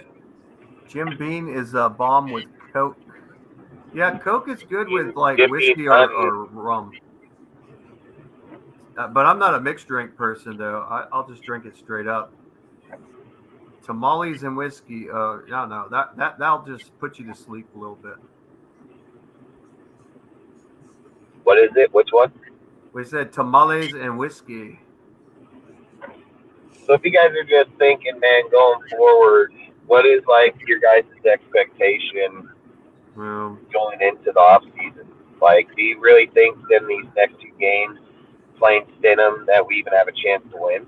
Oh hell no, we have no chance. We're going for the first pick of the first round. We don't have no damn chance to win, bro. Our season's done. Our season's been done for a minute. We're gonna go 1-16. What do you think about these Raider fans that are like, we still have a chance? We still have a You're chance. fucking retarded. They don't know football. Yeah, we have a chance, but I'll just say it like this: the chances of us going to the playoffs would be me growing a beard just like Aaron. That's how I play that. Man, I don't even grow one, man. Hey, that's how I feel the I got same. nothing right here. I just got You're goatee. just about like, what, a week or 2 ago? Fuck, that shit pops out that fast, dude.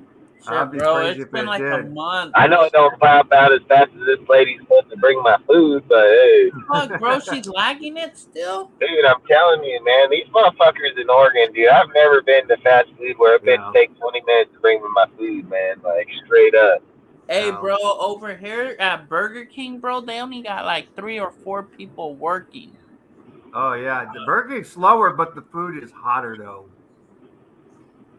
I've had Burger King; it is good. The fries are nice and hot. Whenever I drive, I start eating the fries sometimes. I like Burger King fries and stuff. They ain't bad, dude. But I don't know what it is about Burger King lately, but dude, you can taste like the fucking oil in their food, man. And I don't like It that. just depends on who cooks it, though, too. Real oily food is McDonald's. Hey, like I say, man, you guys are free to join up on our Discord, man. This is our Discord. We have over 200 members, a lot of YouTube content creators in there. I mean, a lot of big name YouTube content creators in there. But long story short, you know, our Discord, man, is more just family-based people. We do a lot of things in there, put a lot of Raider content in there. Tomorrow, if once you're not we get busy, back we to need the off season, we're gonna do movies. Nights like we gotta figure out a day for movie night. yeah, we have a lot of things, video games, movies, dude. I mean, we try to just interact with as much with our people as we can. So, like I said, if you guys want, feel free to join us, man. We always looking for new people to come in and kick it, man, and just talk football. Yeah. Look at his dumb ass. Wait, who is that? Stupid JJ. JJ. What, smiling? No, bro, this is the one. I'll play it back. Even the Patriots, honestly. But I don't know. We'll see how it play out. What about if we can get Tom Brady out to the Raiders? The fuck? Look, hey, you know I can't speak on that. See, I told you about that. That's gonna be an interesting. Okay, that was Dana White. That was when they were trying to get Brady. But I don't know. Let's see how it play out. Listen, I'm a Patriots guy, man. If the Patriots don't take him, he's got to come to Vegas and play for the Raiders. That's how I feel. So if he want to leave, That's how he feels. See, he already turned his back on Carr before. That was yeah. Vegas the first year. What a fucking asshole. The first year in Vegas, he turned on Carr. Wow. You know what the funny thing is with Derek Carr? Derek Carr is wouldn't even.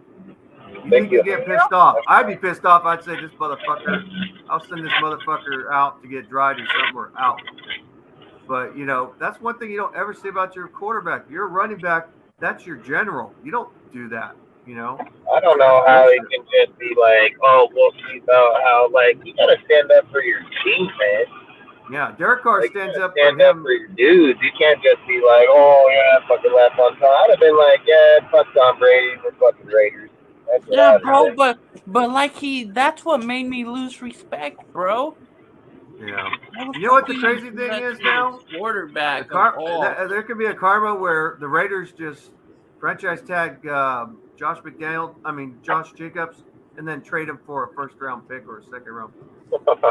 Two second-round That would picks. be funny. That could happen too. They say, you know what, we like you, but we want to get more out of you so we can build I don't know more if this is true, around the team. But since we've been on, I heard a rumor. It's not on the offensive side. Well, let's hear what this next one is. Supposedly, there's rumors that that Mad Max wants to leave. What? But he's already guaranteed a contract. He's got a big contract. That'd be hard for him to leave. He's got a big long-term contract. He's got the crazy biggest though. contract. If that's how he feels about this organization, if he feels that way, then there's I think some shit Josh happening.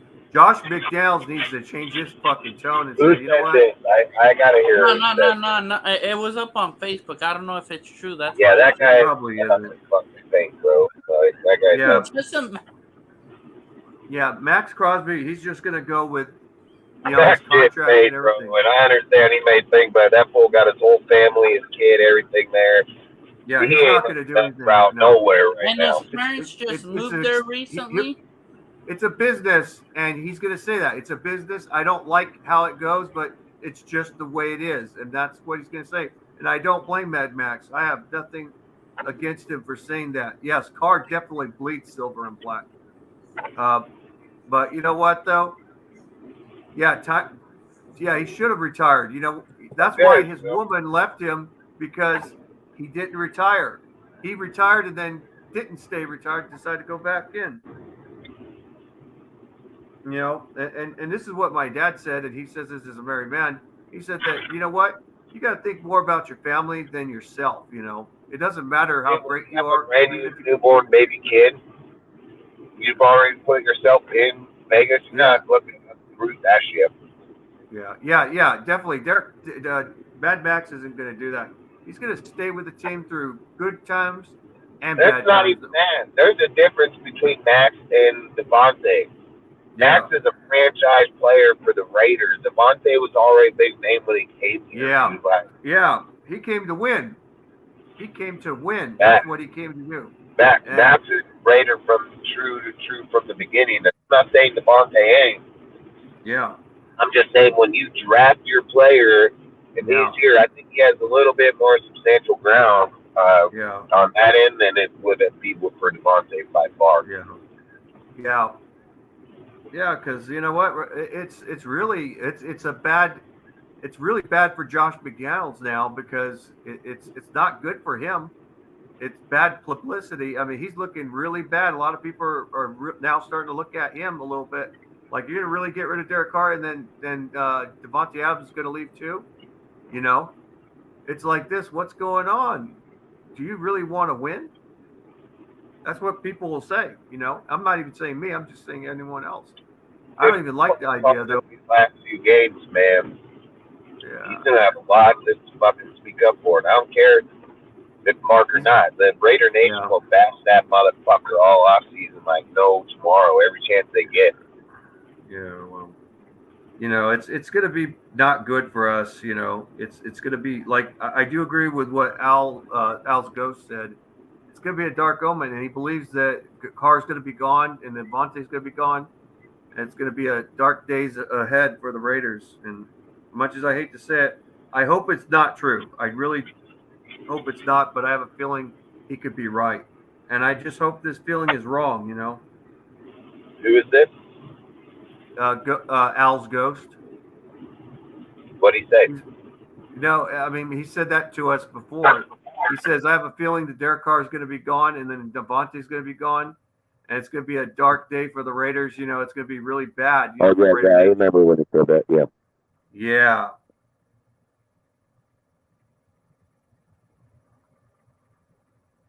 Who says, who do you guys think will go all the way in the AFC? In the AFC Championship, I'm. It's really hard to say. It just depends. If Buffalo could stay healthy with Josh Allen, I think they're favored to be going to the Super Bowl, win the AFC Championship. But if Cincinnati could beat Shocker, they could take out Buffalo, and you know it could be Cincinnati or the Chiefs.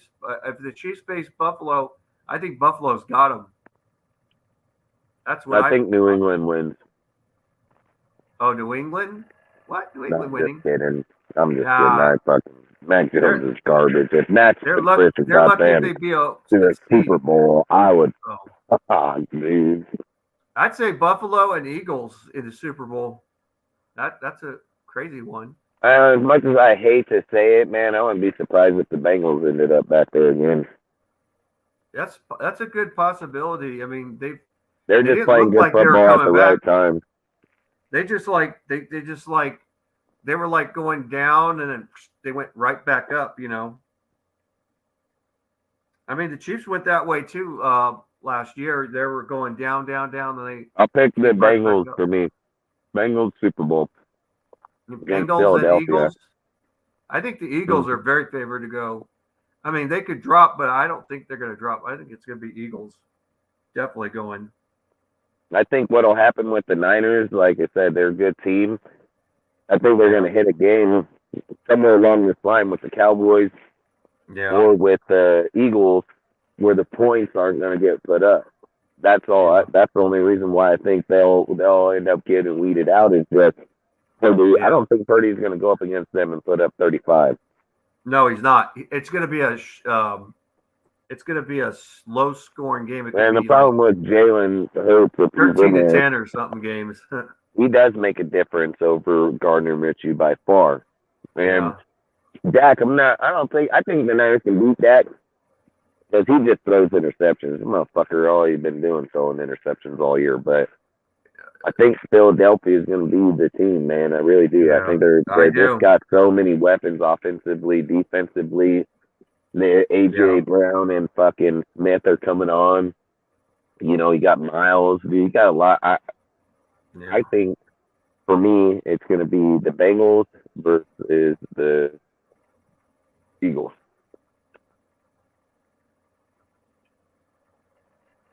Yeah, it could be Bengals, Eagles. I mean, it just depends. Bengals have proven they could beat either the Buffalo Bills or the Chiefs, but I think the Broncos though would be more favored. I mean, the Buffalo Bills would be favored to beat the Eagles better than Cincinnati. I don't think Cincinnati could beat the Eagles though.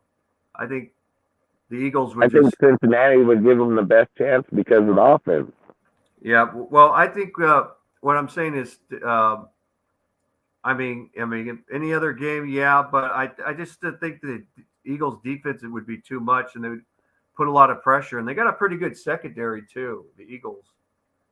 But Buffalo, they look more complete on their offense. They got a better O-line. They can run the ball. They pass the ball a lot more, but they do run the ball pretty good, despite the stats and everything. But I think they're more of a complete team.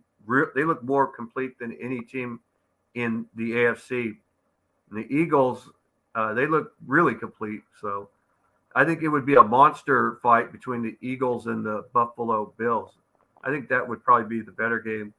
But I think if the Eagles face Cincinnati, Cincinnati will face another loss again. But, because Cincinnati does have its flaws too, Every team has their flaws. Yeah, they have their flaws when it comes to, I mean, they did beat the Steelers this time, but, my dad would say, but TJ Watt wasn't 100%. But they did improve their passing game a little bit. But when you come ballsy, though, that could get, because if you put a lot of pressure on Joe Burrow, even though he likes to throw the ball on Lamar Chase, all you got to do is just double team Lamar Chase, even if it means the other receivers getting open. But if you outscore them in an outscoring match, it'll be a close game. It might be a great game, but, it'll be a tough game. We'll just have to see. But it could be either way. The one thing that could surprise anybody is they're going to go to the playoffs, but I don't think they're going to go any further, and that's the Baltimore Ravens. They look. Cortez passed out with the bottle in his hand. Yeah.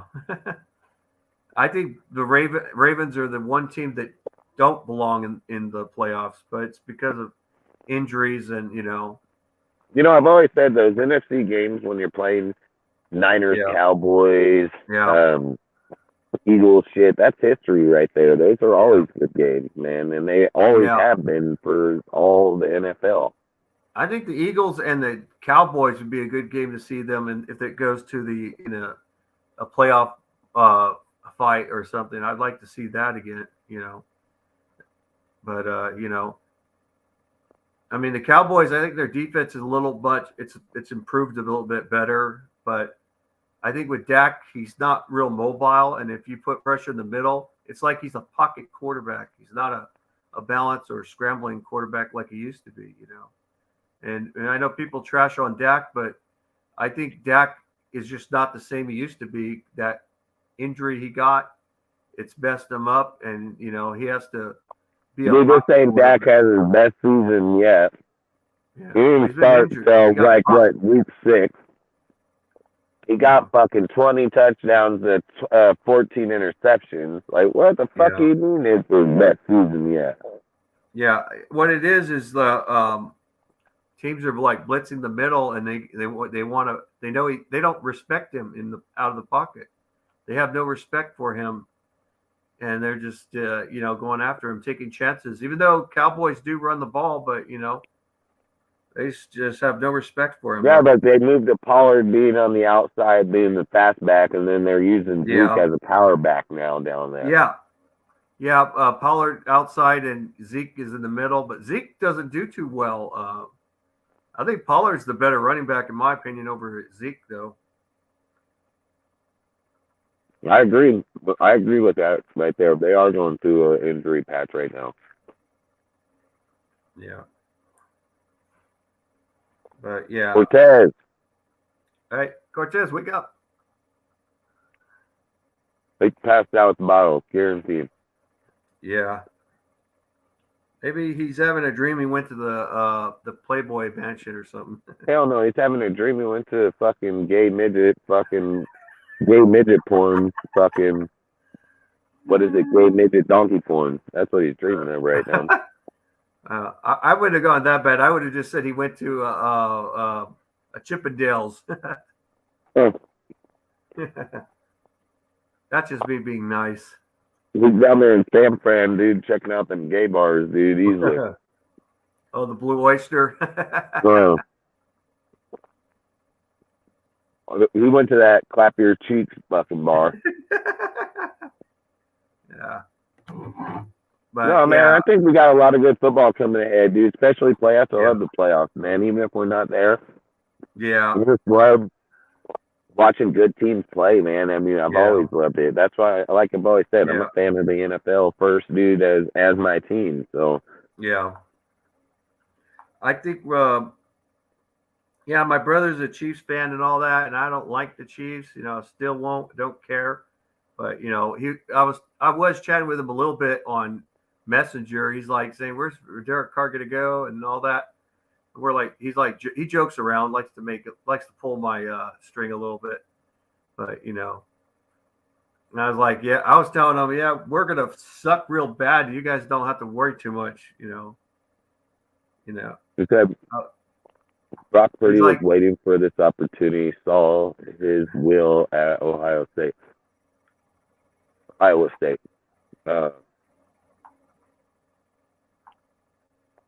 Dak Cam, he chokes every fucking year. He's garbage, dude. This ain't first time they've had good records and just fell out in the first game of the playoffs. So I think what he did just last year. Well, Dak does have weapons around him and stuff, but Purdy can be that guy. I'm not going to argue that Purdy can or can't, because I do believe he has the talent, he has the willpower. I've always said some players play differently when they get in the actual game versus being in practice and so on. Malcolm Coops is one of those dudes. So, Purdy could be the next dude to step up. But, the problem with it is, and I know you didn't say this, but I'm just going to say, like, what people have been saying about Purdy is they're like, he's the second coming of Brady. Like, that's what people are always going to rate dudes. But you can't say that, dude, because... You can't say that because, one, people are saying this about Mahomes. And Mahomes may be good, but he still ain't. I don't think Mahomes winning 6 Super Bowls in his lifetime. No, it ain't going to happen, no. I don't think it's any player. I don't think it's going to happen because it's the game's a lot different now. It's very difficult. It's a lot more difficult. It's very difficult to win one Super Bowl. If you win one Super Bowl, be the fuck happy like you struck platinum. Not gold, but platinum. because that's going to mean something for a long ass time. And you can't just say, "Oh, we're here to win multiple Super Bowls." It's not going to happen. Be lucky if you win a ring. Just be lucky. In this era with these new players, they got to be lucky if they get that bling. They get that bling, be happy. To say, you know what? I went to the motherfucking Super Bowl. And then, you know what? If I don't go to any other Super Bowls, that's fine. At least I went to a Super Bowl. Did you literally just wake back up with the bottle in your hand? Yeah.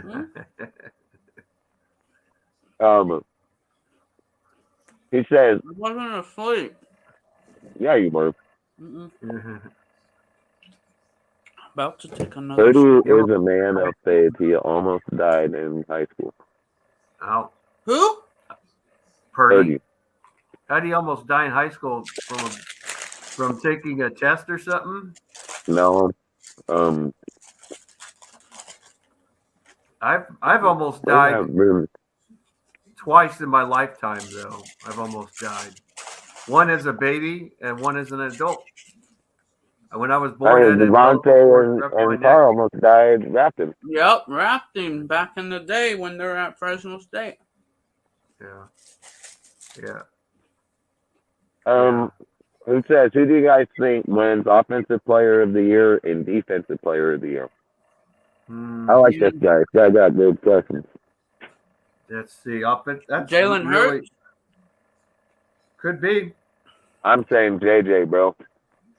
And I'm not saying Josh Jacobs. I'm saying Justin Jefferson in Offensive Player of the Year. Yeah, that's pretty close. Defensive of the Year, that might be. As much as I hate to say it, the defense. It's at the end. It's probably going to be Nick Bosa. Nick Bosa. I was going to say that Patriots linebacker, edge rusher. You're saying Judon Smith?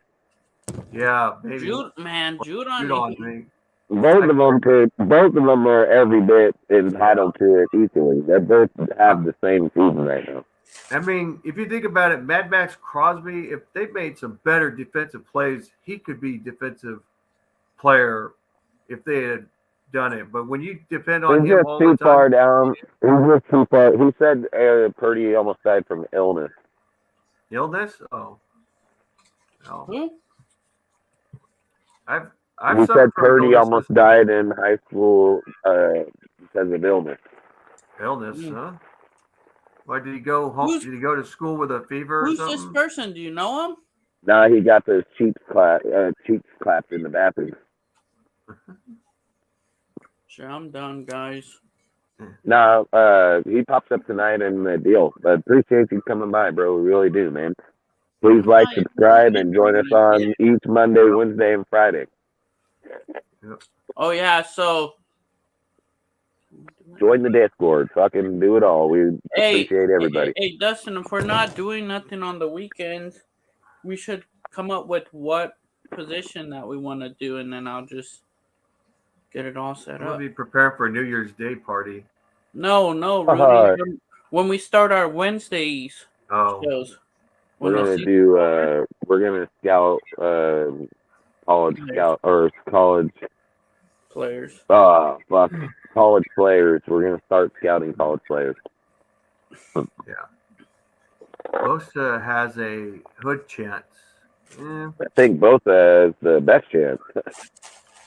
Yeah. I don't think there's anybody out there that's probably played outside of Judon and Bosa. I mean, I don't know if anybody else has put up stats or even added.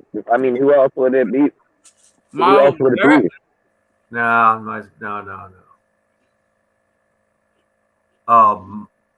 Mono. Mono. Mononucleosis? That ain't shit, man. I had Epstein-Barr that caused that shit. I ended up having to be in home studies. If you were to go Mahomes, right? You go Mahomes, you can say Mahomes. But at the same time, if Mahomes wins the MVP, I don't see them getting the Offensive Player Award. So for me, I would say the defensive player. So it wouldn't be Mahomes. It would the MVP match, MVP would be Patrick Mahomes or Josh Allen or or Joe Burrow. Those guys would be the candidates. What do you say, Chandler Jones? For what? Oh, he's just being funny. For sucking dick. I mean, fucking, that's what I'm fucking missing on a milk carton. Like, that was. Oh, no, we could take him off the milk carton for a minute, though. Yeah, bring him against fucking broken ass teams. Hell yeah, we'd take him off it. Yeah. No, you put the laughing emoji on there, yeah. Yeah. Who's going to get Coach of the Year? Now, that would be a new one. Who's what? Who would get Coach of the Year? Minnesota. It could be Minnesota. The Eagles. Have to be the Eagles, man. Yeah, Eagles, the Eagles coach. Yeah. It'd have to be the Eagles. That dude's what? Year 1, year 2 coach? Year 2.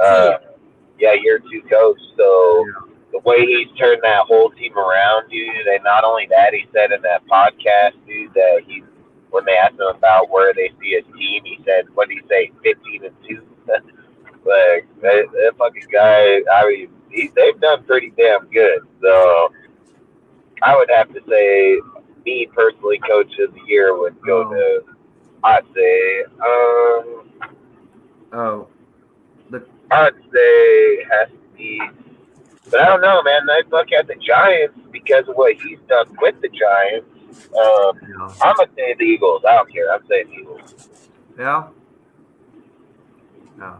Oh, the card gods said that for that party, he had mononucleosis. Yes, with a bad virus and other BS. I know mononucleosis. It's the kissing He's virus. mono. He's over there with the girls, and the girls give him that fucking blue waffle. Or maybe it wasn't a her. Maybe it was a he. Thought it was a she, but it turned out. That's probably fact. The blue waffle. Man, I've seen that shit. I went to a nutritional class. They showed us all kinds of genitalia, warts and herpes and shit. Pictures of on genitalia, and they said if you can't see this, walk away from the class. Saw that shit. It was nasty as fuck. Nasty as fuck. Did you just say, were you in school when they showed you the clap? Oh, this was at West Hill College. You went until college? Oh, wow. No. I saw this shit, and they showed this shit in college. It was a nutritional class. Yeah, you saw it when the teacher hopped up and spread her legs up and said, "This is what the clap looks like." No, they showed pictures of people with their faces. They show that nasty shit showing, it's just fucking nasty. They're like, this is what blue waffle looks like. Come here, assistant. Maybe like, or they could say, hey, Quagmire, go show them what venereal disease looks like. And he takes he's like, which one? Which one you need me to tell you? On my left or my right one? Which one, man? Yeah, giggity. Yeah, Nick for sure, man. The Eagles coach for sure. That's who I would think. Yeah, Family Guy is funny. Well, who's the comeback player of the year?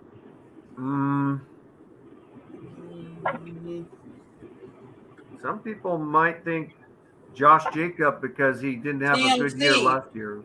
I know people don't like. I think he's in that run. Josh wasn't. He wasn't hurt like that. He only missed 4 games. You got to go with somebody that missed most of the year. Christian McCaffrey. Christian McCaffrey, no. His stats are bad. He doesn't even have 1,000 yards rushing. He got hurt, though. He's the only fucking halfback in the league that's got 750 yards rushing, over 500 receiving. Yeah, let me see. I still think Josh Jacob would be a little bit higher. As much as I know everybody doesn't like him, but he got he went even higher. He went 15 guy in a category that he don't exist in. Yeah. You can't put a guy in a category he's not in. Yeah, you got to go for an injured player, whoever the injured player was that year that came back and had a good year. Let me go for another guy. Damian Arnett. Oh, fuck. Henry Ruggs. Let's see. God dang. Some people might say that. Let's see, Mike Williams. I don't know. He was pretty busted up. I'm gonna say fuck that question because I don't even know who's injured to come back this year. I don't know, man. There's a lot of them. I mean, I don't know. Boy, I don't even know. Think of a guy with ACL or Deshaun Watson. What? He wasn't injured. Kittle would make more sense. I think he'd been injured. It must be a Weiner fan. Yeah. He is a Niner fan. He was playing. And he watched our Derek Carr on our team. And he smacked his hand on a cactus and shit got stuck in all his What the hell? Who? Purdy? He was playing at the. There it is, man. Like, I got that shit stuck back on. Kittle. Some people come up with the craziest though. I don't know. That's a tough question, man. To be honest, that's a question I don't even know if I have an answer for. To be honest, I'd have to look and see because I don't know if there's any players that were substantially hurt that came back and just balled out this year. Yeah. I know people would say Dak, man, but Dak is garbage, and he only was out this year, so I'm not calling him to come back. Let me see. I don't know. That's a tough one, man. That's a tough one. But let's move on to a different deal because we got a few more. We already went a whole hour past what we were going to go by. Oh, okay. He's saying Kittle didn't play at the beginning of the season. Yeah, I get that. But we got to look at what player from last year. It has to be a player that was injured last year that is playing this year.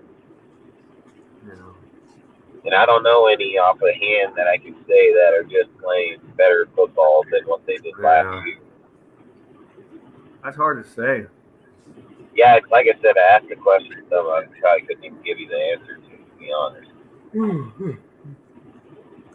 Yeah, but all right, you guys got anything else you want to add to this live? I mean, this was a good live, man. We appreciate everybody that showed up, man. Usually, we have our panel that's out here, but again, like Jeff, you had stuff you had to do. Eric's got stuff. I mean, they're all with their families for New Year's, things like that. Again, we've always said, like, when it comes to Mondays and Fridays, we're going to try to keep the panel right around four to six people, so it keeps it more competitive conversation. Wednesdays, like we always have a big group, man. Anywhere between 4 and 10 people on that show. We can have 10 on here all the time. But long story short, like I say, man, we appreciate all you guys showing up week in and week out, Mondays, Wednesdays, and Fridays. I mean, our channel's only growing because of you guys, man. I mean, and we really do appreciate it. We all combat with everybody, man, just so we can talk football. We enjoy the Raiders. We enjoy the NFL. We fucking hate Mark Davis. I do. We don't like Jacobs right now. Yeah, I think Jacobs chicken shit just the way he treats after everything he's been there. And Darren Waller's the same. Bad. Fucking Waller go chase plums around. I can agree 100% Mark Davis, though, 100%. Waller, I think he's just, he just trying to keep his job. And Josh Jacob, I think he needs to. He's young, and I think he needs to keep his stupid mouth shut, though. Hey, I think Renfro and Devontae had no problem telling what they thought. Oh, I like Hunter Renfro. He's a hard worker, They're not pussies, man. They put out their opinion where it matters and where it's meant to be. So if Carr would have had his weapons, man, in Waller and Renfro, then I don't think we would have been talking about Josh as much. Like I said, people get used a lot because other people are injured. And then they pick up the slack, which this year we had a halfback and a receiver that did it both. So, long story short, man, like I say, we appreciate you guys showing up week in and week out, man. We'll be live again on Monday. I can't express enough, man. You guys are going to be on New Year's here on, what is it going to be, Saturday to Sunday night. I always say, man, just don't drink and drive. I've had my youngest brother pass away. I know a lot of people have died in car accidents like that. They got Ubers out there, man. If you feel like you can't afford an Uber and you're just drunk, just sleep it off in your car, man. I mean, go to sleep in your car, go sleep in your truck. You're already heading home, so what's the matter if you sleep in your vehicle? You know, I hate to hear when people get in accidents or end up not getting hurt, them being hurt and kill somebody else, and that could be their family with their daughters or their sons or anything. I mean, I don't like that shit. I think about it all the time because I have 2 daughters and a son, and my worst fear and everything is me. I drive a lot on the roads, dude. I drive semis, I drive tractors, I drive vehicles more than obviously the normal person. And my biggest fear always is taking somebody else's life and somebody else's family. So I just say on a weekend like this, man, just please, you know, drink smart, man. Fucking be responsible, and like to say, you know, maybe let somebody know they might be out there drinking, might need a ride. And outside of that, man, I hope you guys have a great time, a great New Year's. And like I say, we'll catch you next year. And if any of you guys want to say something about the show, feel free. Like, I got a bunch of things coming up soon, starting this next year. Just follow us. We got things in the works here that we're gonna start doing soon. Like, it's just about to be a good shows. Happy New You Year. guys want to follow my page? Car Gods. Is Even though you're a the 49er fan, Nightmare. but you know it's cool. I'll drop it in the chat. Yeah, drop all the links real quick. Drop yours, drop the Discord, drop the YouTube, or put the link tree in there. Fucking link tree probably has everything. Yeah, just so like I say, everybody that's on our panel, if you go to the link tree, man, most of them are already inside the link tree on all their platforms, from Instagram, Twitter, Facebook, the Discord, and like I say, we support everybody. You know, in our Discord, we have all the top YouTube content creators in there. They all get promoted right outside when every video goes live. It automatically posts to the Discord. Like I say, we try to keep up on all the news. We have, you know, over 30, 40 Twitter bots inside there that are posting Raider content at all times. We do fantasy football, basketball.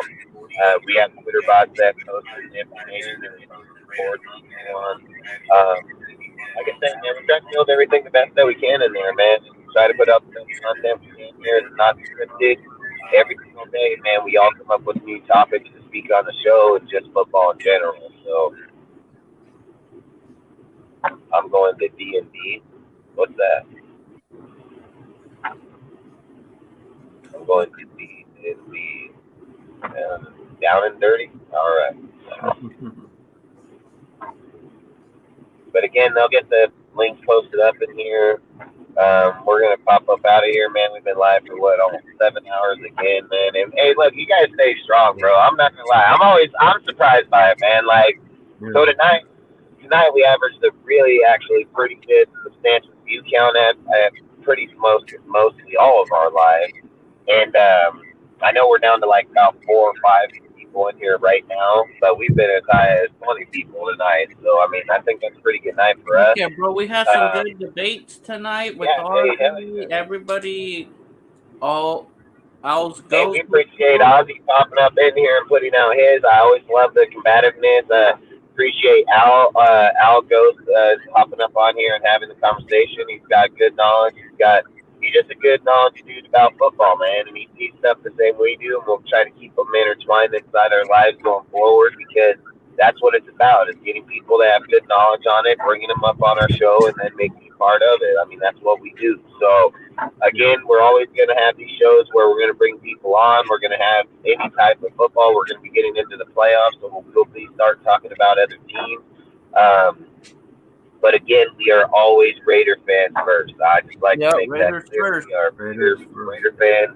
But again, we love football. And just like I say, I don't care what fan you are. If you want to come here and talk football, we'll talk with you. Yeah. So, again, man. Hey, Dustin, but if you don't go to the game, Rudy, I think I'm going to do a show on Sunday after the game. If you want to pull up, I'll send you the link. And that's facts right there, bro. It says, I respect all fans. We are all brothers at the end of the day for this sport. You are 100% right on that, bro. And I strongly agree on that. I strongly agree on that.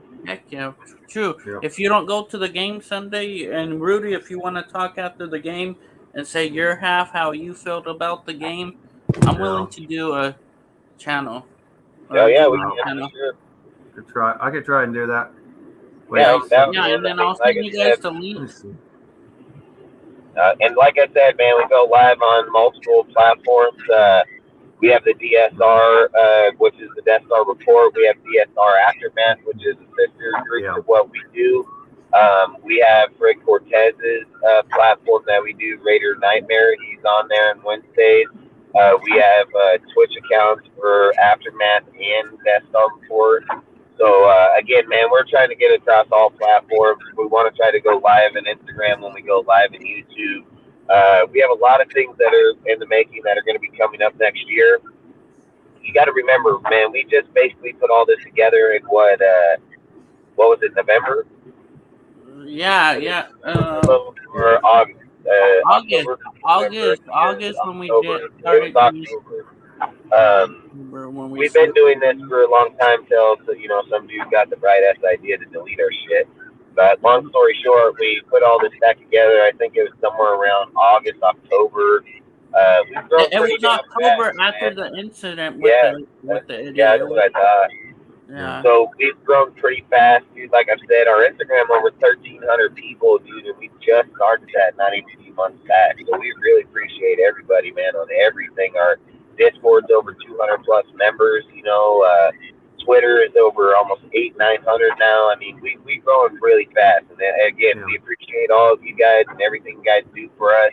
Appreciate you supporting the page, supporting us on the panel. And outside of that, man, hey, I hope you guys have a great New Year and hope to see you guys next year. Happy New Year to all of you.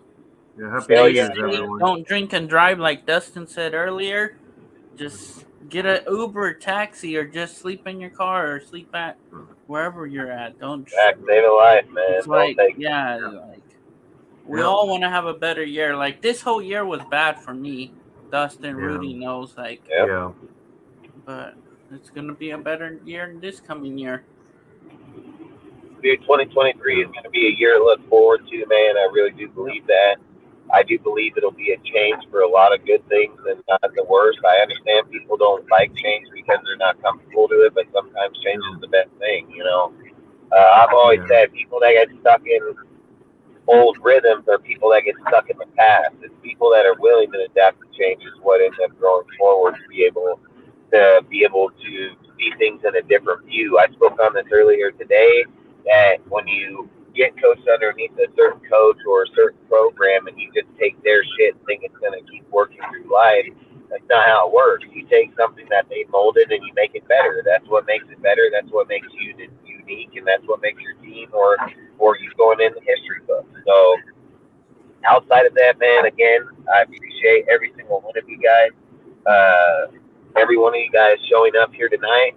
I hope you guys have a great New Year's, man, and we'll see you next year, man. Peace out. And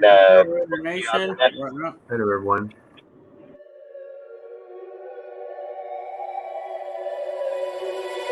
I'll wake up to the sounds of the silence that allows for my mind to run around with my ear up to the ground. I'm searching to behold the stories that I told when my back is to the world. Was smiling when I turned.